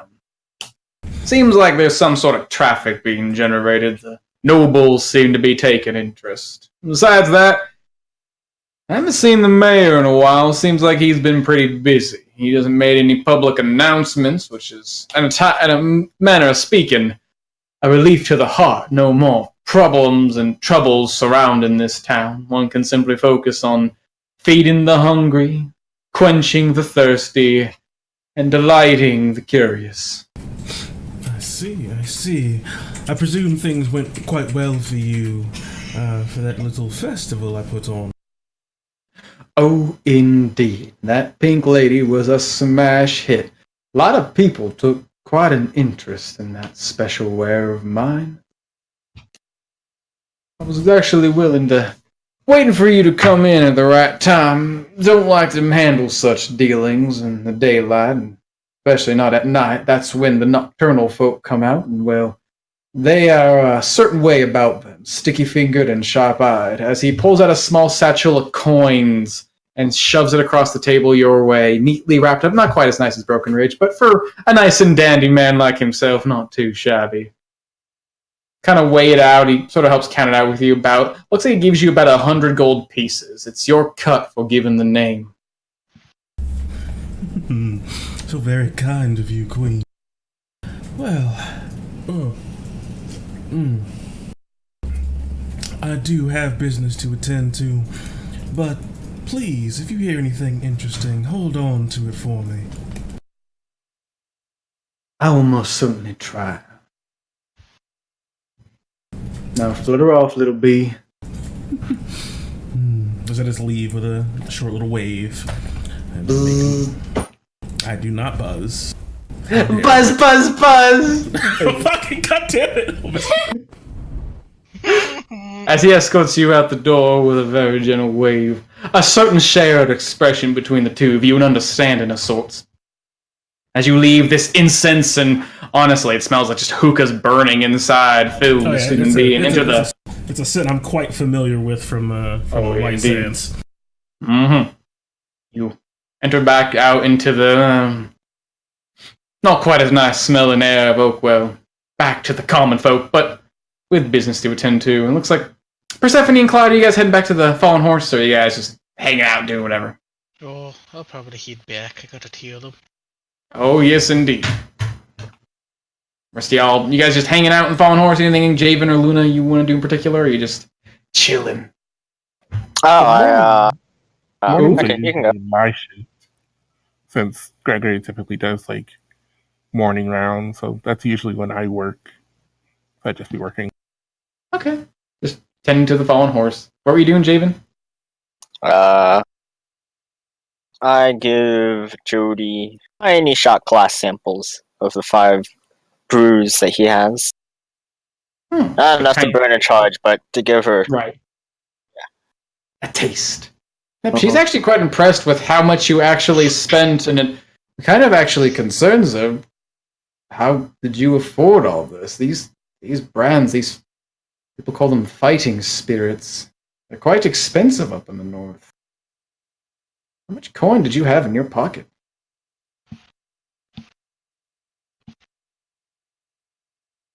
And why didn't running. Yes. Yeah, drug money. Gotcha. And of course, drug money. As your bluntness catches her off guard, and she just kind of makes sure there's no one else in the Fallen Horse, and she just nods her head. All right, then. And the centaurs. We. Oh, I guess there's no sugarcoating it. Plundered an ancient site, I guess. Found some neat little things, and party just sold them off, divvied up the. Right. Spoils of your victor. Well, if you found anything interesting that you don't really care for, I would like to see it. Not much of an archaeologist myself, but there's always information bound of even the most mundane of things you find. But she did spend some time sort of going through the shots with you, tasting them, and when she gets to one of them, she actually stops and catches herself. Is this fire seed? Oh yeah.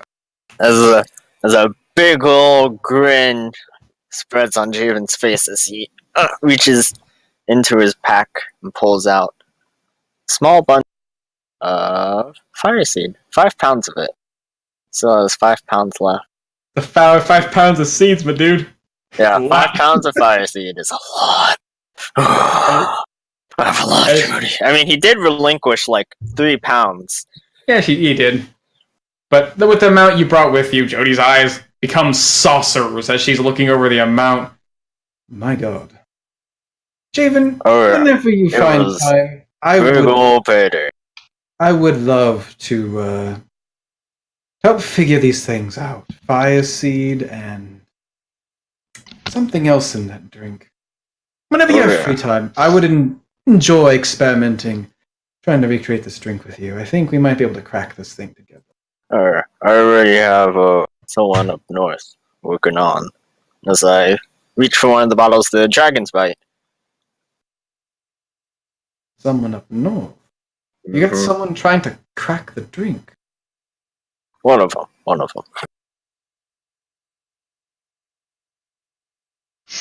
Very good, Javen. As she actually smiles at you. I haven't lost my touch, Jody. You certainly have not, old man. As she basically helps finish down the rest of the shots with you, although maybe after last night, your constitution's a lot more bolstered. You're easily able to handle them, even despite their strange nature. She's a little, not quite as much. Hasn't been much the drinker as you are, but she managed to keep her poise in position. As eventually, later morning comes, and after everyone makes their rounds, everyone finds themselves back inside of the Fallen Horse. As I play a little cleanup. Shove them all into the garbage. Into the garbage you go. No longer to be seen. Jim. As up, 1 second. Come on now, baby. I need you. I need you over there. And I need you, motherfucker. I've obviously rushed to my one and only mistress of baking. The big lady made out of flour. As you guys find yourself back in, it looks like the Fallen Horse, although the crowd is gone. You can see, looks like it's been relatively cleaned up through the night. Maybe Jody spent most of the rest of the evening just picking up wares and wiping down tables. There are some signs of people who've been here, table or chairs not fully pulled back at their resting point before the tables. But otherwise, it's like being back home, quiet and inviting.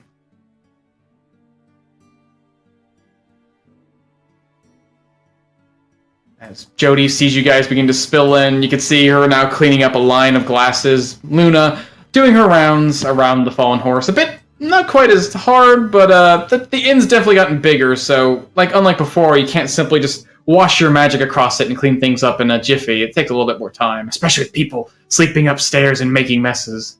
You get it done eventually and find yourself resting as the people enter the Fallen Horse. Jody looks at you guys and nods. Good to see you all survived the night.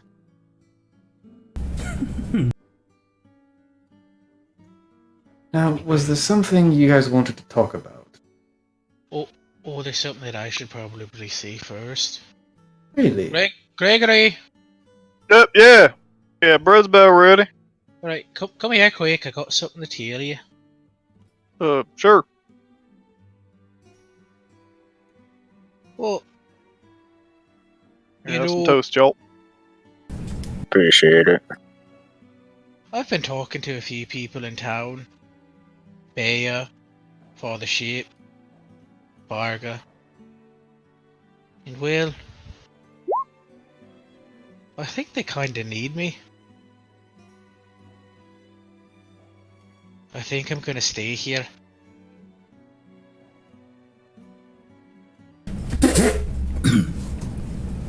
What? Clean that up. As I just snap and a snake just cleans it up. What do you... Thank you. What? And Samantha just kind of just like narrows her eyes at you and then stands up off her stool. Why are you staying? Well, I mean, Father Ship needs me. So you gonna Varga come soon needs me. after all, huh? Settling down, are you? Yeah. Good on you.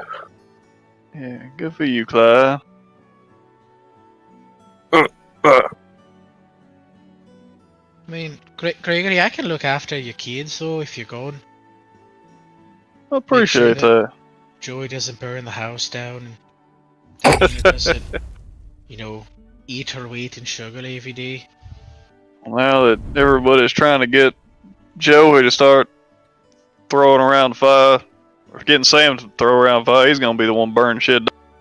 Well, something tells me he'll focus on a few other things before he starts getting into the fire.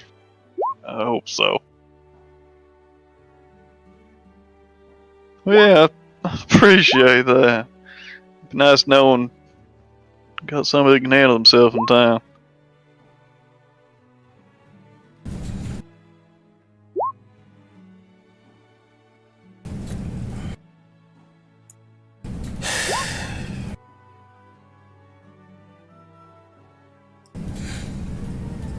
I guess you're just doing what it is that'll make you happy. And Samantha just kind of pinches like the bridge of her nose and kind of tilts her head up towards the ceiling.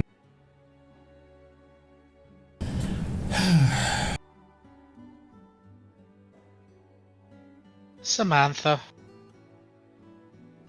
I really hope that spending time with these people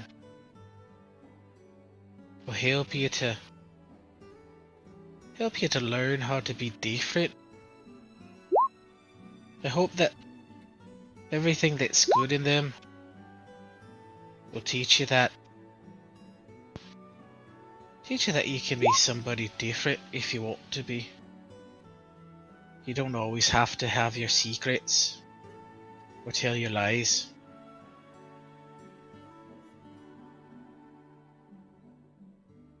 These people care about you for who you are, not who you were, not who you can be, but who you are right now. I hope you don't throw that away.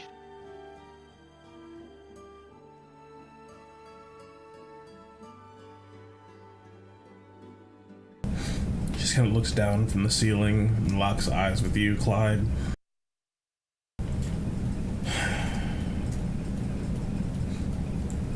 I wouldn't want to throw away any of them. Not even you.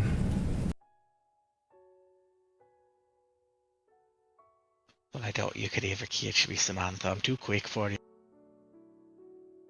There's only one woman that can throw me around, and well, she's on the other side of town. I know, Clyde. I hope you're the one on Whatever top. makes you happy, And she's Clyde. not. What was that, Samantha? Whatever makes you happy, Clyde. Though I will miss, for sure, that one over there. She just kind of looks around you to Minnie, who Samantha has taken a shine to over our adventures and shared jerky with late at night and given extra pets to and just been pleasant to.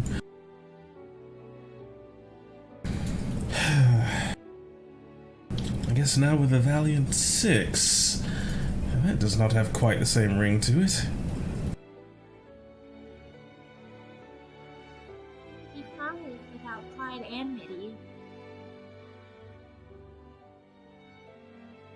I sure. didn't want a damn number in the name. I just elbow you in the chest. I'm No. sure it'll be fine. Hey, Clyde. All that. Look, don't feel like you abandon us or nothing. Look, if any one of us finds something that really makes us happy, look, we ain't honor bound or nothing. We ain't knights that swap fielded nobody, any of that nonsense. We just trying to live, and you found what you need. Good on you. The only thing I really hope is I'll find that. You just lucky enough to be the first, I suppose. Don't you think a lick that you making a mistake, alright? Oh, I'm not making a mistake, Gregory. I know that. Good. I'm happy for you, Clyde. I gotta say, I needed all this, personally. Come back to all this. This is what we doing all that for. It was hard to remember that. Dealing with all that centaurs and undead nonsense, but coming back here, finding something we really like, something we needed, it was all worth it. God damn, I'm happy for you, Clyde. Luna, are you gonna be alright without me?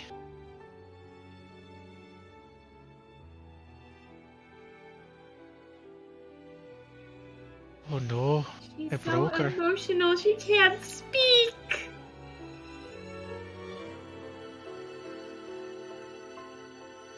Well, it's alright. You can give me the silent treatment, Luna. It's fine. I understand. I mean, we are best friends. No words need be shared. I'm just glad you're happy, Clyde. I really do hope that you find your parents, Luna. I hope that you have some closure around it.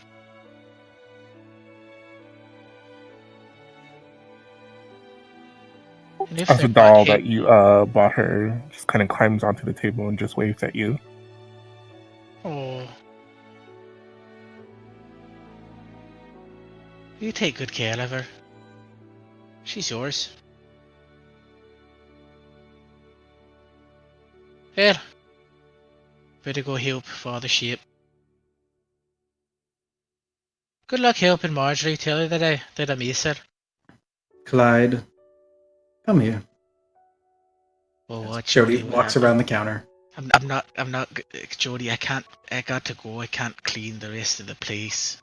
No, I don't expect you to. In fact, for a while I was wondering why you were still here. It began off that you were spending less time at the Fallen Horse and more over tending to the butcher. It's fine, and then for the last couple months I heard that you even moved out. You even built your own home. Up in a tree, no longer needing a room in the Fallen Horse. Not surprising, you've always been sort of a hard man to keep pinned down. But I think that's what I liked about you. As she just reaches out a hand to you, long, green, and strong, to take your own. I'll take it. I'll give her a good old shake. Keep in touch, and if you could do me this favor, keep Bea happy. I swear when that old white wolf gets upset, she causes so many problems for me. If you could do me that, I'll owe you. Well, I mean, if I could do that, I think the whole town would owe me. I believe so. And she pulls her hand away and folds it behind her back. Well, we can't keep a claimed man waiting any longer. Go on.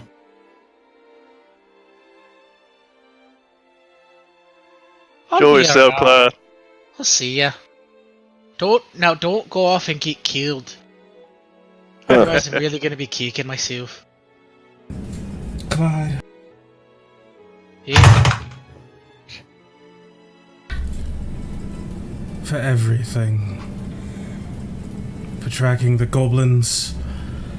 For staying your hand when I asked you to. For covering our tracks and guiding our way. To helping me get Phobos back. Always watching our backs. Always looking out for us and protecting us. Protecting me. Thank you, Clyde. If you need anything, do not hesitate to ask. I just need you to make sure that you're not gonna lead these people into anything that's too much for them, Samantha.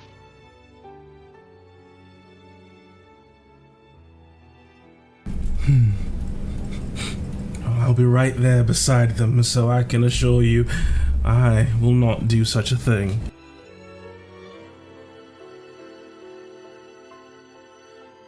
Sounds good. Alright, come on, mate. Oh no, the dog stays. As the doors open up, Stays. the I sun pull a lever and the door shut. The doors open, and you finally the sun's reached over the wall that casts such a long shadow over the fallen horse and keeps it in an early morning until basically the afternoon. The sun rises high enough to cast the light through the doors, and you see the silhouetted form of your cat friend, tail wagging around in the air excitedly, flicking with all the prospects of his new life in Oakwell, and joined by his side his faithful companion as they walk out the door of the fallen horse, and the doors shut behind them. So does that make us the Magnificent Five? Apparently. It means you all need a rebranding. It's always good for sparking new attention. Did you have something in mind, Jody?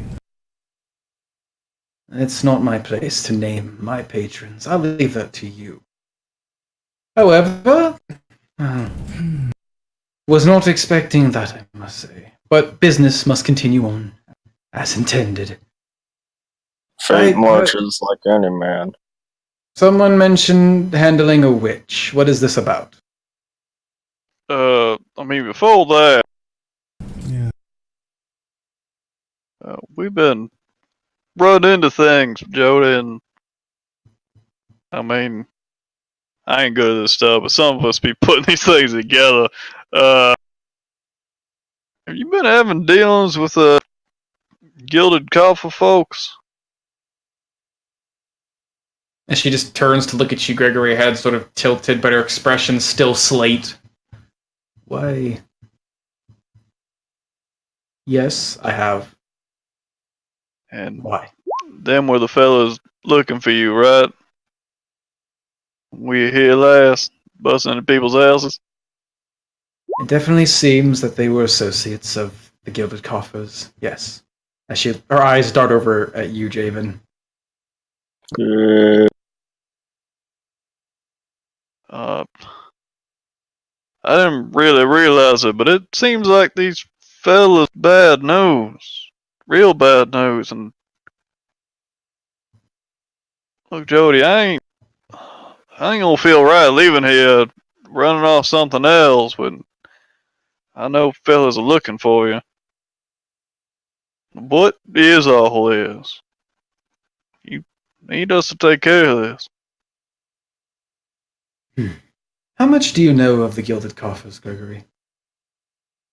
God, not really. Look, when we were out looking for Stroma, we found somebody associated with him that was running drugs or something, but not really. He was like a spy or something on a pirate ship. I really don't know what the hell it all is. And apparently I don't know. Persephone loudly flips through her journal. Yeah, as the others are sort of coming to Gregory's rescue on the information, Gregory, you do notice her eyes kind of linger on you, not quite expectantly, but looks like with anticipation for a moment. But once you start rambling on how much you don't know, she just kind of shakes her head and looks over to the rest of the group. Yeah, I told him about your plight, Jody. I was hoping you wouldn't, but I understand why. Well, that's fine. Allow me to give you a history lesson. Eastward in the city of Crossway, there were many groups. People called them guilds, but really they were gangs. People who were fighting for power over this bustling city where all sorts of trade crossed through. One of them managed to find a leg up. Some say they're ruled by a noble, some say they have old ties to great powers that they pulled upon to earn their influence, but regardless of what the truth may be, at the end of the day, one gang rose above all others. They're known as the Gilded Coffers, and they deal with the shipment of all goods going through Crossway. At least they have a hand in it. They are very insistent when it comes to their business, and oftentimes that calls upon the hiring of sharp blades and sharp minds. I, for many years, have associated with the Gilded Coffers. They are a very influential and powerful group, and with the right information and resources, they would be more than willing to work with someone such as myself. In truth, and she does a quick glance around the bar, it's how I kept this inn from falling apart in its earliest days. If it weren't for the Gilded Coffers, there would be no Fallen Horse. And for many years, they've been a very valuable network of information. But there comes a price. Whereas they provided me with the means, the information, the whispers I require, they inquire me for my information, that which I have been very selective of which I share. And my means of doing so has been very well refined over these last years, to the point where they have taken a personal interest. I believe they wish to recruit me, and I cannot have that. If I'm part of the Gilded Coffers, well, I don't think they'd want to let me go. I would not be able to run my inn, I would not have my independence. They would certainly try to offer it to me, but these things don't play out that way. When you fall under the umbrella of a more powerful organization, you lose freedom. And so I've played my hand very, very carefully over these last years. And they have been very insistent, especially recently, hearing the successes of my patrons. And I believe those who come looking for me do not wish ill will upon me. I simply believe they wish to extend an invitation personally. Fortunately, they know nothing of the Fallen Horse, they know nothing of its location. Suppose it's the luxury of having this place so run down and hidden from the rest of the town. So no, I would not say I'm in danger. I would not say that people are going to come and kill people here in Oakwell. I do not think the Gilded Coffers are that dumb. What they're doing in far-off islands dealing with smugglers, I can only imagine some sort of personal gain on their part. But I am fine. And for whatever reason, those who were seeking me out are gone. Perhaps they got what they were looking for. Or something else. Right. So they just sold a strong arm on you. And I believe they wish for me to do the strong arming. And I would not like that. That is not my place. I'm very careful about my involvement with them. I do not wish to wear their brand or their symbol. Well, they have many enemies. And even if they are not even if they do not turn upon me and use me as a pawn, their foes may find me as, well, an easy target. Can't have that. Bad for business. But then, what happens when you say no? Well, I suppose that's what we'll see. Because, I mean, they gonna find this place. It ain't gonna take much. They certainly Is that... This might be... I don't really understand what I'm even saying, but is that why you trying to get in good with Lady Blackbear? Sort of hang your hat with a bigger horse? It is my new idea to ingratiate myself with the nobility of Brokenridge, yes. Though I must say, it was not my idea for Lady Blackburn to sink her claws into my inn. That was all her doing, which, as much as I appreciate the newfound attention, I don't feel quite comfortable with it. I'm glad really? to hear that.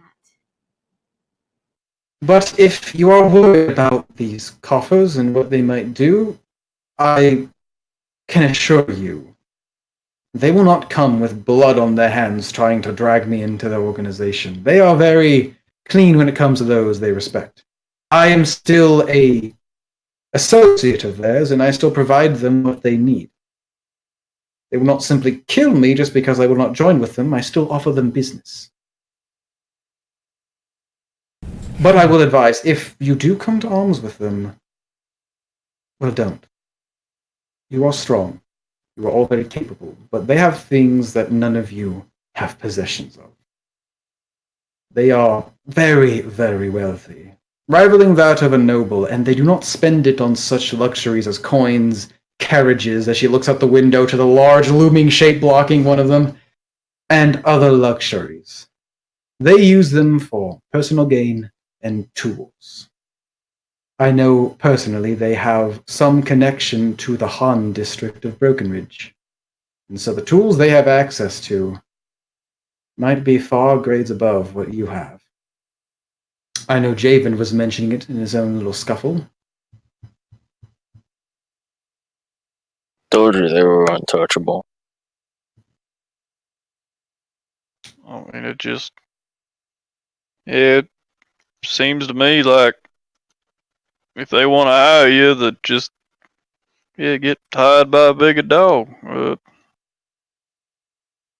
I know Purse don't like her, but is there something wrong with Lady Blackburn that I ain't aware of? She seems fine to me for far as noble to go, right? As far as I can gather from Blackburn, she plays the noble game very well. Yes, she does. She has a lot of power and influence, and that's what worries me. All nobles do. But She more is- importantly, she's a Brokenridge noble. That's to be expected. I didn't realize that from Lady Blackburn until you showed that to me. It all makes sense now. I will say this about the Blackburn Initiative. They are very influential. They have control over all the roads that spread from Brokenridge to the rest of Mobia. They have all the reason to be a point of interest to the Gilded Coffers, but the two seem to be like water and oil, never truly connected. But I believe, for the most part, she is harmless. All that worries me about her is I can always see the next step. I can always read what someone's intentions are and try to anticipate what they're going to do based on their greeds, desires, wants. People are quite easy to read. I don't know what she wants. I don't know what a woman who has all the money in the world could want. And what does worry me is what she does make very apparent she wants is you. That is true, and that is something I've taken notice of as well, Jody. Now, the interesting thing is, do you want us to go to her? Not truly, of course, but in doing so, we would potentially learn, well, if I keep a close eye on her, what it is she truly wants. If Lady Layla Blackburn is so kind as to extend an invitation to my valiant, my name-pending party, offer work and gold, I will not stop her. I will not stop you from doing so. And if you're willing to keep a close eye on her doings, I would very much appreciate it. As I said, information is power, information is key. That's how this game is played. And if you wish not to be played in it, well, you might need my help. But, all of that being said, I'm sorry if it seemed I was withholding information. regarding the gilded coffers. I did not think they would be so brash as to enter Oakwell, especially during the time of a festival, although I suppose that makes absolute sense. They used cover of travelers from outside of town to guise their entrance. Did I tell Jody about what happened in Crossway? Yeah, you told her when you're doing your dealings, because Yeah, how they seem to be getting more audacious and how they tried to strong arm my buddy that I forgot his name of. Gib. Gib. The rat. The rat. Now, you let How they Jody tried know to the strong basics arm of it. Yeah, how they tried to strong arm him. Yes. So it shouldn't. Yeah, Javen would. It shouldn't come as a surprise that they're getting more audacious. I mean, I'm probably being a fool, but what it sounds like, you got a group that up to no good that wants a piece of you, and you got somebody else that's willing to take you back. That, I mean, hell, anybody that comes to this town is looking for apparently what we got to get a big old rich and powerful noble to have the back, right? For all their hunting and things, bring them contracts. I mean, we already got them once. That was a lot of money. That might be another one too, Jody. I don't know if it means nothing, but we got a name of what was that feller's name? St. Cloud or something? Yes, Sir Walter St. Cloud. Some knight who seemed like he might be interested in our services, though we did not speak with him directly. No, we heard from him from Captain Martone when we went to handle the centaurs. There's some trouble with a mining endeavor, seems like. Luna told him to write a letter to you about any future job inquiries. Interesting. A knight. A knight of... in Brokenridge. That would be... She just to cup her mouth and start thinking. Keep me posted if you hear anything. I will try to use my own resources. That might be a beautiful inn into the district of Ingard for you.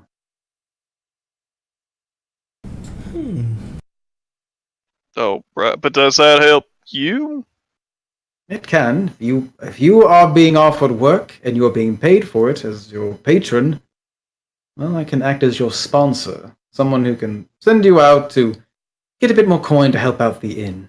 I can handle the negotiations. Now that things have been cleared up between myself and the Blackburn Initiative, there's a sense of trust now between us. Good. All right. Well, I guess that's so it then. I'm still a little bit nervous about it all, but hey, if you say these fellas ain't gonna just be coming after you any day now, then good.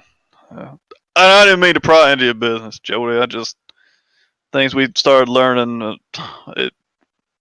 Gilded Coffers running drugs and things. They didn't sound like good company. I would not get involved with them, Timberson. Trust me. Alright, good. So it's finally Marjorie then. Yeah? I think so. We owe that to her. Alright then, so fill me in. You keep talking about people I don't know. A witch and a Marjorie. What is the situation? Are we getting paid for it? Not. In a way. It's sort of paying an old debt of sorts. So no. No money. Money, no, but I was going to quite, When we killing an old witch, she probably got some things. That Marjorie perhaps work with you for a while as she kind of gets her feet sorted. This place seems to be a lot more lively, not just the Fallen Horse, but all of Oakwell. And this is a woman who has not seen much of anything besides Thistle, so this might be a good stepping stone for her, and it could be a useful hand to have around when we are not. Okay, but why, though? You're bringing a person to my inn and saying she'll be helpful. She helped us when we were chasing after the mithril and all that. We went to Thistle. She's a seer of sorts. She could see things from far away. She's the one that gave us the lead on the whole The Black Fury. Black Fury thing. Yeah. She helped us out, but she's sort of stuck there, and she don't want to be there. But some witch has it out for her, and yeah, the witch is sort of causing trouble, anyways. And Clyde mentioned something evil out in the woods that he thought was, I don't know. And then, does that have something to do with a witch? Yeah. When I went to visit the Gloomroots and speak with Tuchikawa, after we got rid of the Black Fury presence, the only threat to the balance of the Elderberg was Baba Ima. Alright, so maybe all the damn frogs and things are also part of this? Yeah, they don't seem to feel very safe towards the west. And there might be a scarcity problem. And if Chiefess Ashay pulled back the eyes of Elm, then there needs to be something really serious going on for her to need them back in Thistle. Alright then, so ingratiated yourself with someone who is a seer with leads. I like the sound of that. If we can make that work and she's willing to work with me, I think we get along swimmingly. But let me piece this together for you so we all are on the same page. You valiant heroes are going to go south to the Elderbark to go take care of whatever is causing this plague for Oakwell. Does that sound like something the people of Oak would like to hear? Well, you can tell them we are investigating the matter and that we have some leads as to what could have caused it in the first place. The heroes of the Fallen Horse are going to stop the plague. I mean, we don't really know if that's the real thing, but yeah. You have humor. I think that could be something you could pitch, yes. I'll work with it. Although, this might be a perfect opportunity to square away some old debts as well. Hold on, what time is it? She starts looking around out the window, looking for some sign of light coming in, as the doors to the Fallen Horse open. And you see another familiar face, Persephone. Long, flowing red hair pouring past her shoulders. You see Ava walking in. Oh, good morning. Sorry I'm a bit late. And those crowds are starting to build. Jody, are you... Oh. So you're already talking to them, so do they know? Morning, Ava. Morning, Hey, Timberson. Ava. Hi, Persephone.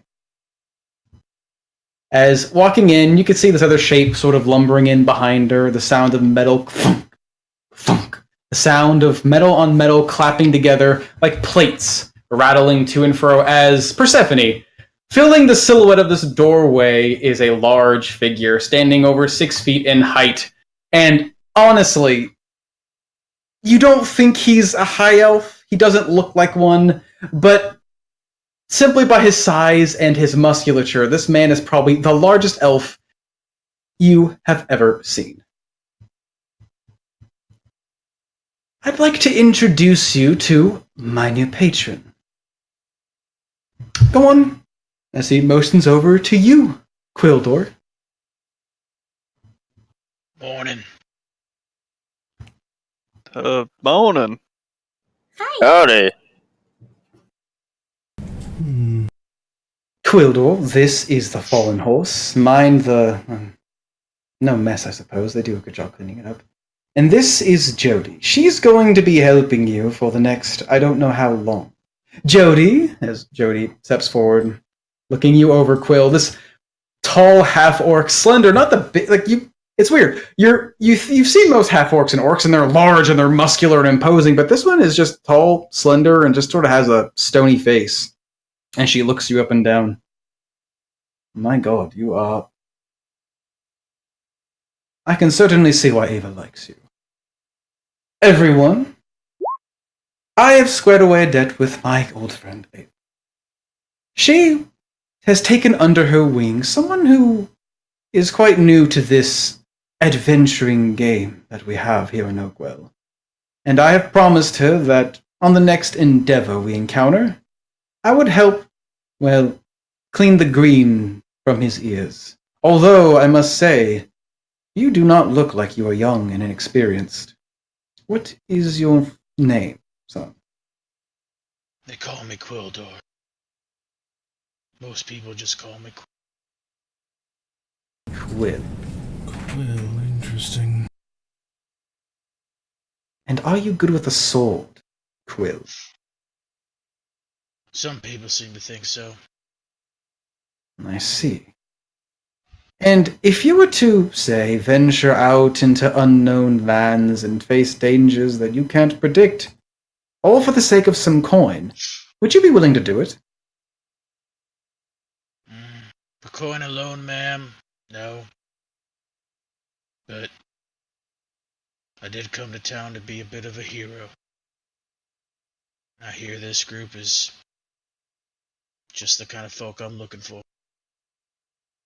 And as he's speaking, you see Jody just giving him a firm look over, and next to him you see Ava just sort of like curling her fingers under her chin. Isn't he just wonderful? I mean, we tend to fall into that more than anything, but Yeah, I mean, the coin is nice, but it's better to just help people, you know? sure enough. But the coin is still important. That is, you must ensure you get coin. But although I must say, for this next endeavor, whatever you find may be your payment. This is going to be more of a charitable act of sorts. To ingratiate yourself with the people of Oakwell. How long have you been in town? A little more than 3 weeks or so. I see. Well then, what a better way to get the town to know your name. To go do a good deed. How would you like to stop a plague, Quildor? Seems easy enough. I like that attitude. Well, Ava, if you'll leave him to me, I'll ensure that when he returns, your soldier here will have a name that's sung around the walls of Oakwell. And perhaps they may think of him as a hero. She looks over at Jody. No, Jody, you're not going to try and steal him from me, are you? I think Quill can decide for himself where he wants to be. As Ava just sort of shoots you a So look. I aggressive. smile so innocently. As So Quill aggressive. deputy in an Elvish, he'll say, "We'll see." Well, at any rate, I'll leave you to it. Bring him back in one piece, Jody. As Ava turns, gives Persephone one last look, and actually kind of snarls back at her before she just walks out the door Bye, Ava! and vanishes. I kind of look at Quill and all of his plate armor and broadness and shit, and I look over at Gregory. Which one's bigger? They both seem about the same height, which is weird because elves, well, some can get somewhat tall, not quite Gregory tall. What really stands out about him is he's not as muscular as Gregory. Gregory just has the build of like a big bear or an ox. But, I mean, this guy, you almost thought he was a half-elf from the way he looked. His face, normally slender and pointed like an elf should be, is thick and muscular. His jaw and his neck are just wide. His armor seems to barely contain his muscular body inside. Greg's still bigger, Greg's still stronger, but this guy is, for an elf, he's a close second. So, you're working for Ava and we are to babysit you. Fine. Samantha, that's rude. I didn't Yeah. say Not it as wasn't. rude as putting on a big old smile and telling someone to go fuck off. Persephone. I don't know what you're talking about. As I I'm very had. friendly towards Oh, Ava. yeah. I'm sure Blackburn friendly. stuff Yeah, that comes Quill, out you- of that witch. Oh, You seem don't- to play the noble game very well. As This I is what pat you're her on the getting back. into, Quill. You might want to make another choice. It'll be fine. All right. Oh, We don't exactly do things normal, but Fair hey, you gonna be fine with us, and good to have you. So I'll extend a hand. this- Yep, he'll extend it right out to Gregory. Quildor. Gregory Timberson, it's nice to meet you. Pleasure. So extend a hand out towards Samantha. Quildor. Hold on. Like a noble, she'll just extend out a hand for you to take. Samantha. You are interesting, I'll give you that. Doctor. Doctor. Just Samantha. Samantha Deus. Quildor. Pleasure. It's just Quildor. Makes sense. She extends a hand out towards Persephone. And I'm Persephone, but you can also call me Purse. You're half elf. Yes. Fair enough. What lands do you hail from? The West. As Why she do you says, she sound says it a so little ashamed? uneasily. Well, I overheard Ava talking about you earlier, and if I heard right, I believe you're from the eastern, former Illyrian territory. Tyrion, is it now? That's correct, ma'am. From Zamaria.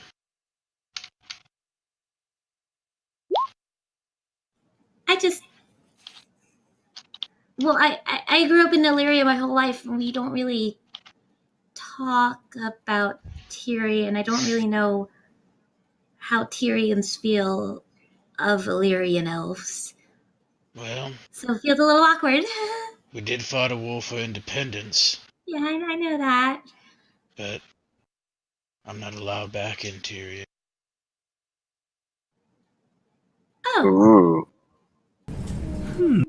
how come, if you don't mind me asking, so very soon after meeting? I'm sure we'll come to that at some point, ma'am. Fair enough. Is it just Persephone? Yes. Good. Extends his hand to Javen. Husadu! As he speaks in Draconic.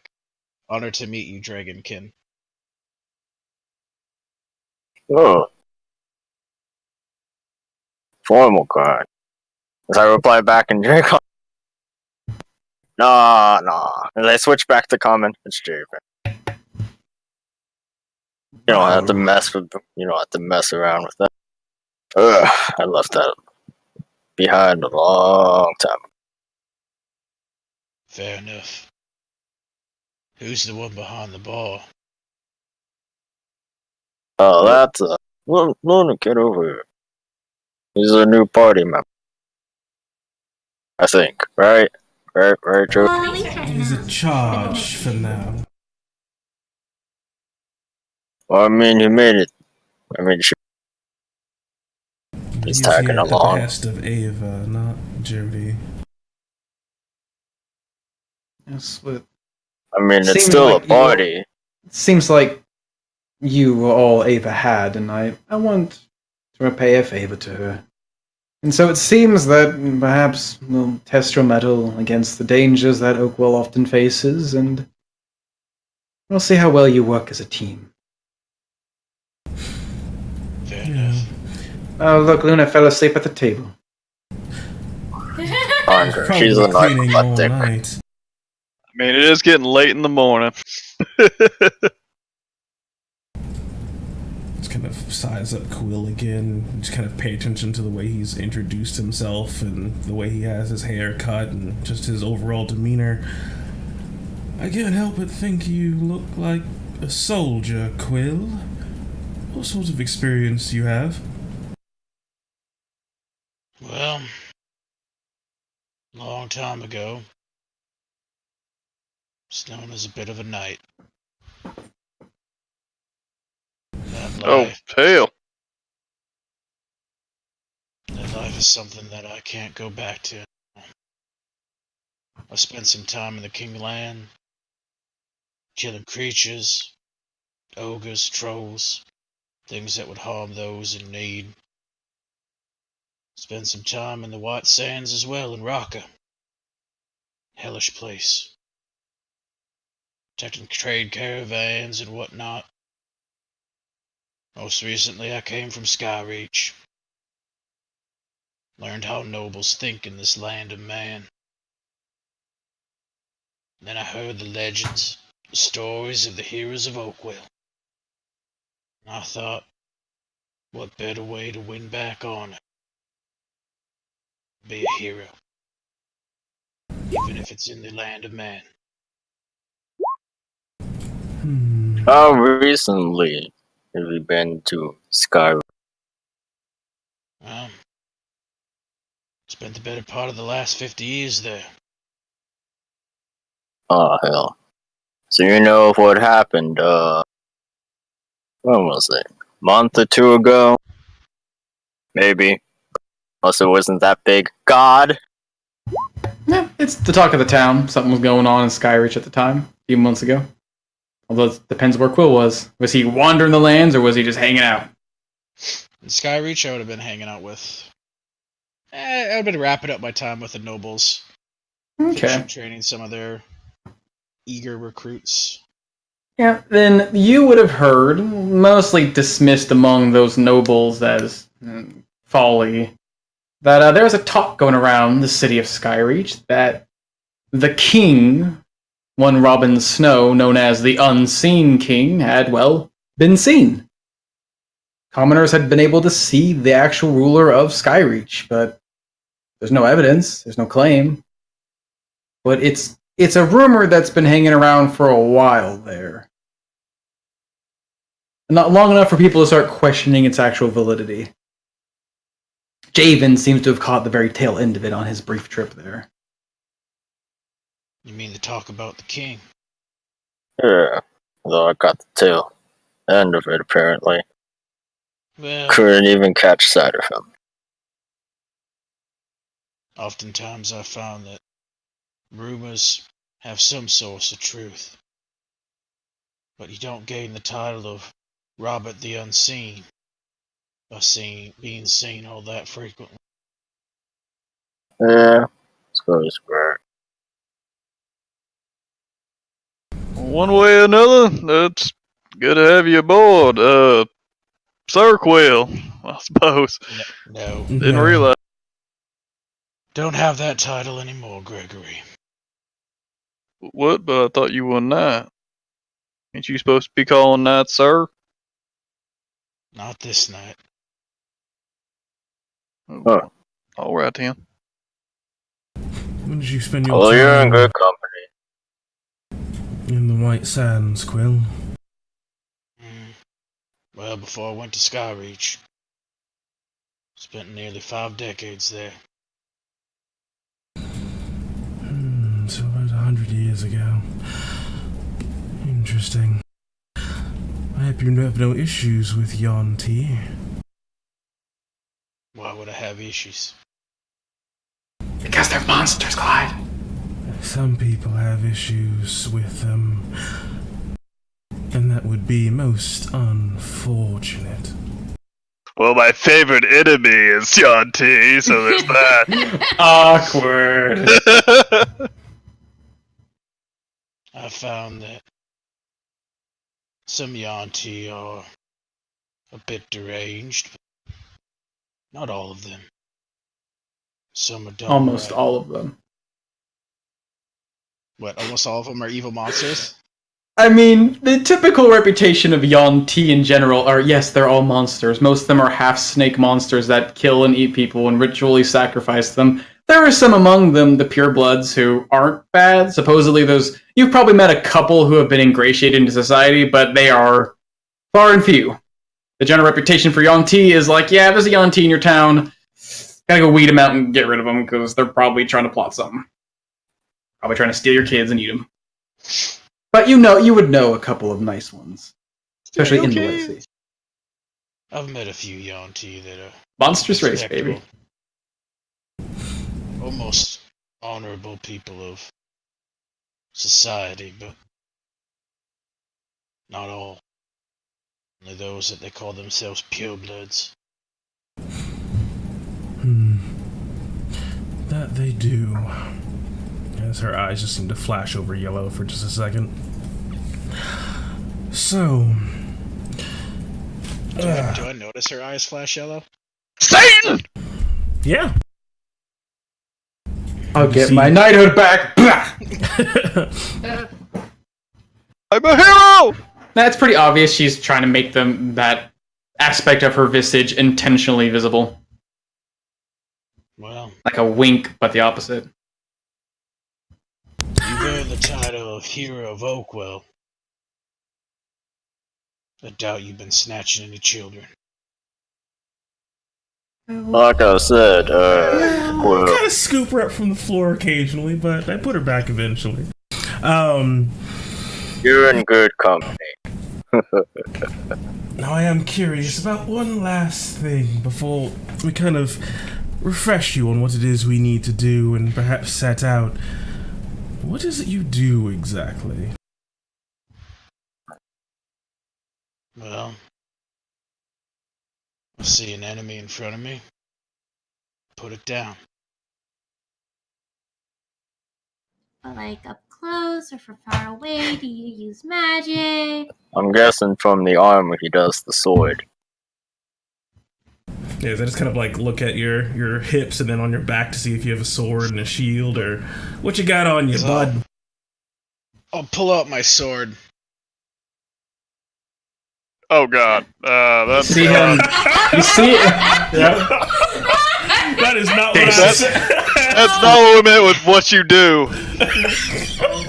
This is what I do it with. As he pulls out this very ornate-looking blade, very elven in design. It's made of this really dark but almost glittering metal, and it seems to be a long sword, but unlike the kind you've seen and used before, Greg, it's not double-sided. It's a single edge that curves up and neatly.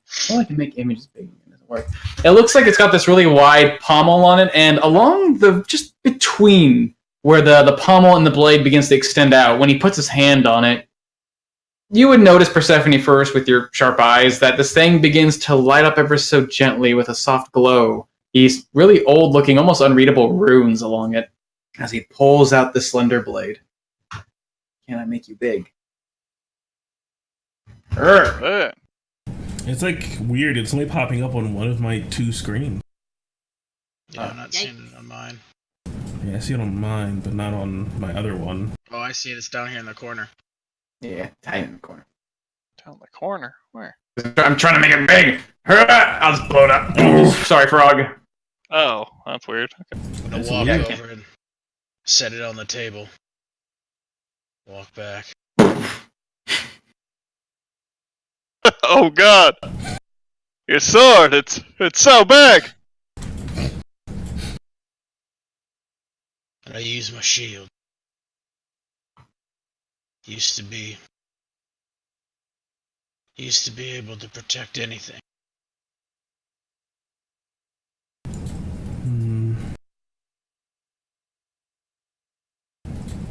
I see. Well, when you have a moment, just confer with Persephone what it is you're capable of, and she'll write it down. Right. Sure. So Although I must... shield on my back, I'll reach up my hand as the sword just flies across the room. You see the sword sit for a moment and then flies right into Quill's hand, catches it, and then he sheaths it. Ah, That's so cool. that's a bit more interesting. So you do the magic. Just You the do sword. poison. Yay! So, I mean, you're an elf. Apologies, I forgot about that. Maybe you guys are more inclined. Well, not inclined. It's more latent, I've heard. It's true, I know a little bit of magic, but I found that my sword and my shield have seen me through enough. Well, gonna see some weird stuff, because I think we gonna head out here soon. Probably start getting our things together.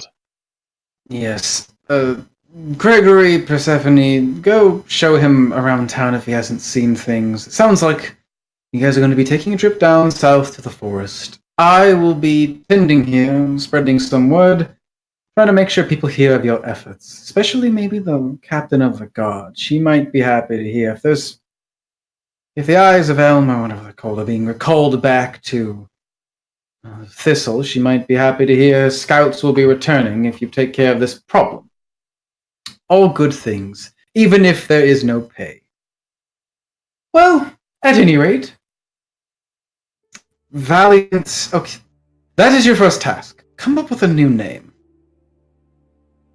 But in the meantime, all of you, you've got some work to do. As she ushers you and also the unconscious Luna out of the Fallen Horse to go gather your things and prepare for the journey that is to come. As that is where we will end tonight's session of Song of Rapture. But don't be afraid, people. Don't be sad. We spent a long session role-playing, getting Clyde his just end, rather. And introducing... Oh, he did. He did. Introducing a new member of the group, a temporary one of sorts. A man with a troubled past and a body covered in sleek elven armor. But we won't be gone for long. For in 2 days' time, on Thursday, May 30th, we'll be back at 7:30 Eastern for another full session of Song of Rapture, as we are doubling down this week. You think you got enough? You ain't getting enough. We're gonna keep on going. Keep that candy buster, baby. This Saturday, we'll be returning again to Song of... No, I'm kidding. I'm gonna die. Poor Omen. We come to the next session where, give me 5 minutes to make a map. You fight the troll in the cave. There's a cave now. Please talk for 5 hours. I need it. Pay no attention to the fact that Only 5 hours? I'm a paper cutout in front of the camera, and do not listen to the snoring. As I I'll give you a riddle that you can't solve. That's your second. Well, I got.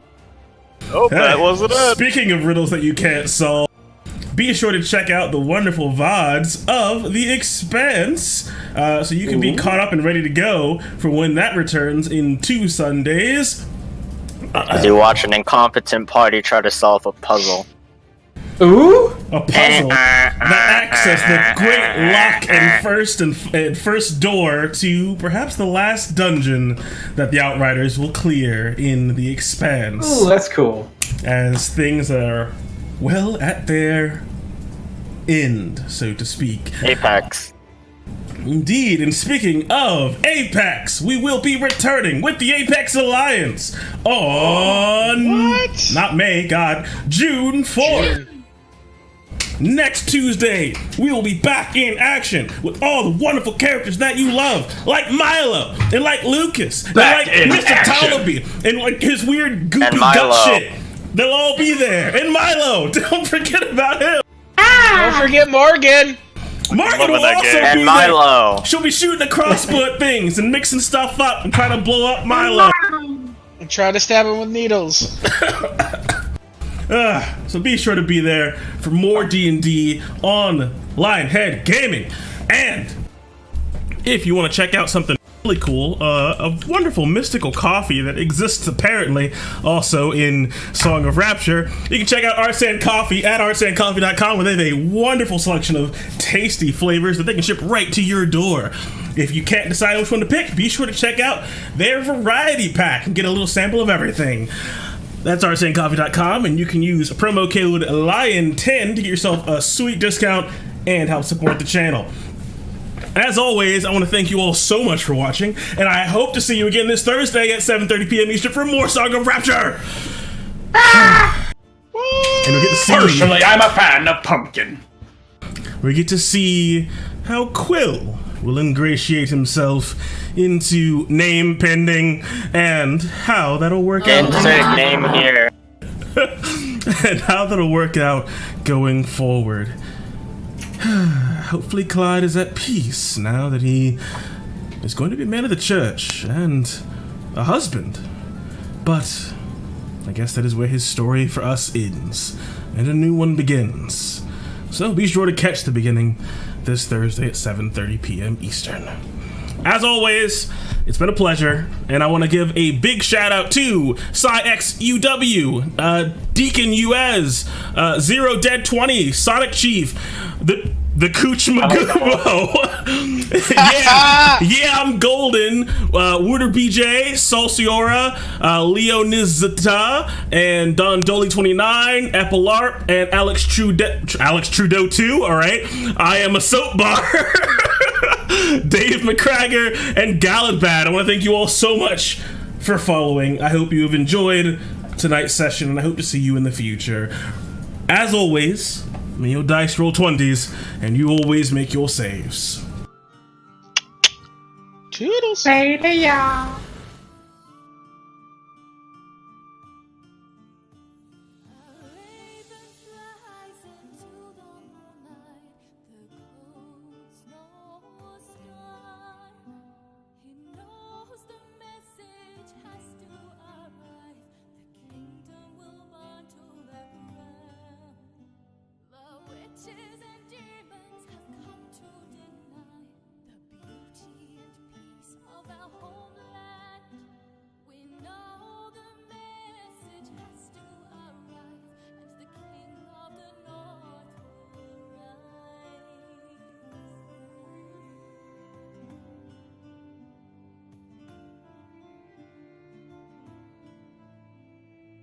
Was still in the book. He just rewarded me.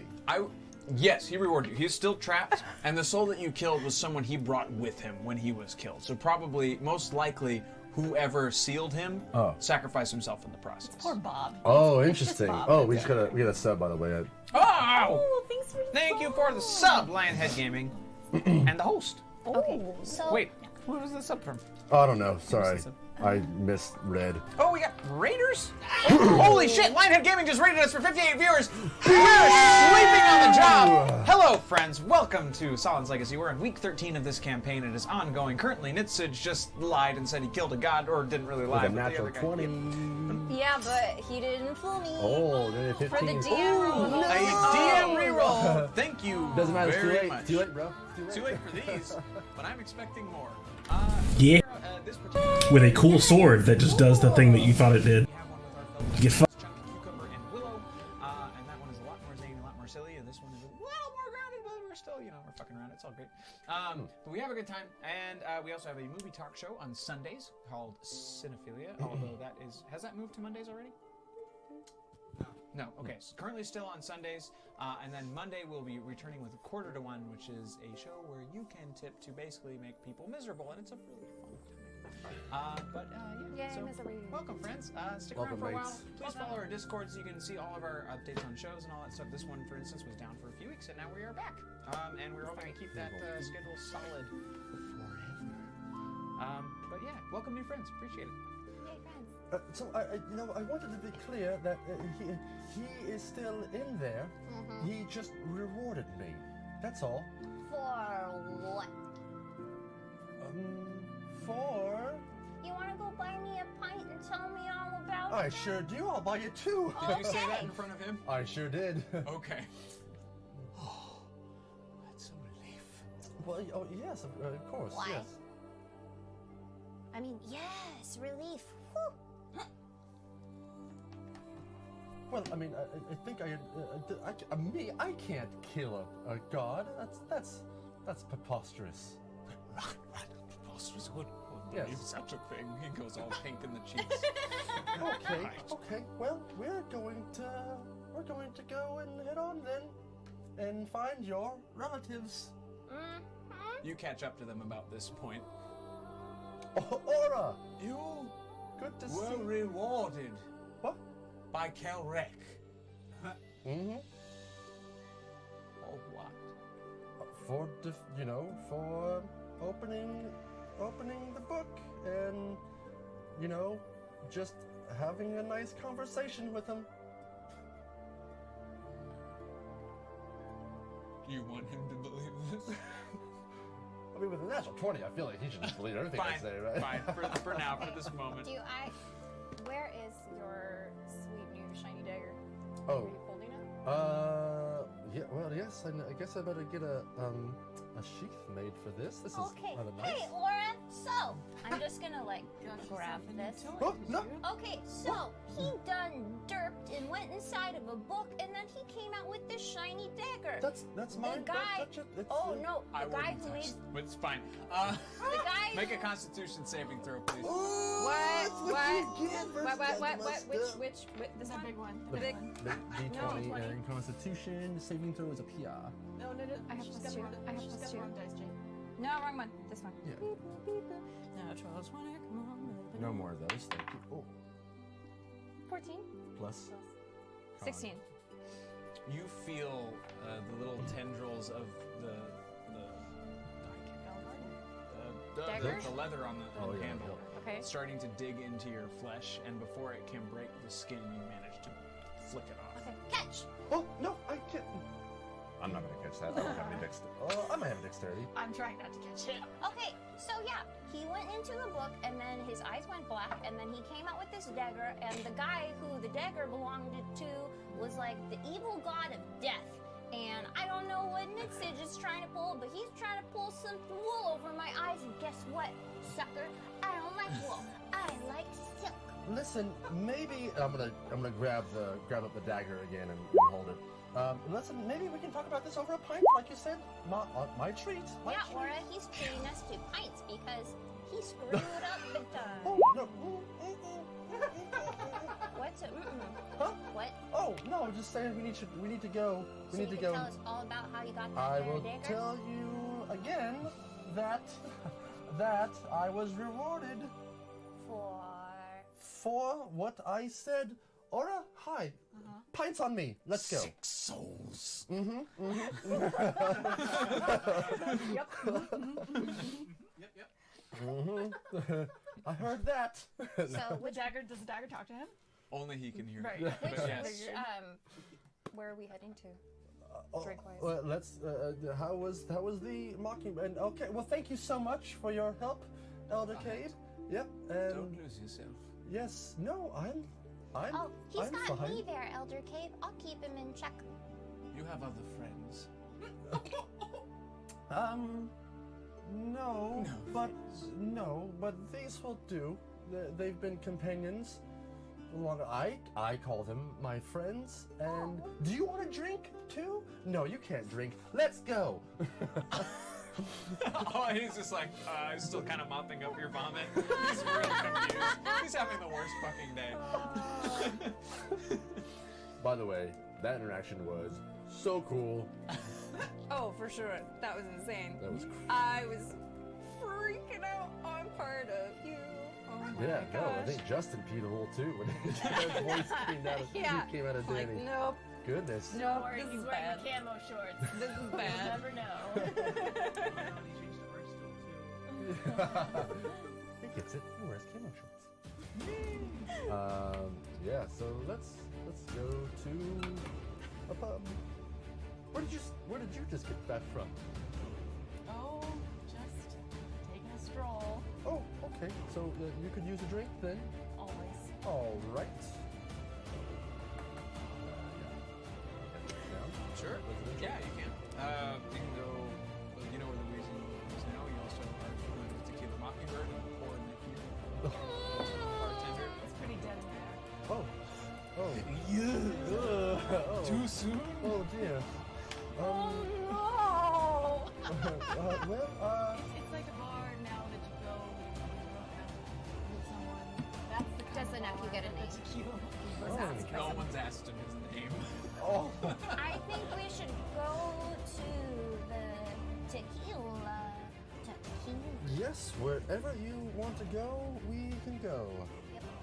Okie dokie. Danny, refresh my memory. Yes. Hush is Oh yeah, I was Usher's the leader of the Assassins Guild. So you went to, I believe, or something.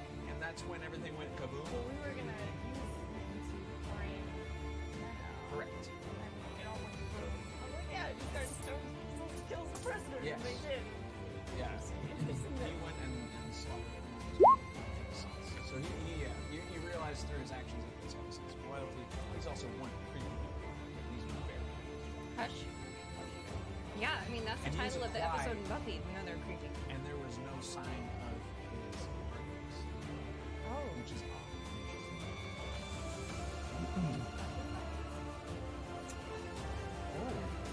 Heartbeats. So all the elves in this world always are paired with heartbeats. So they basically grow up together, they share their lives together. Was Hailstorm in that reading as well? Oh, that's right. Are we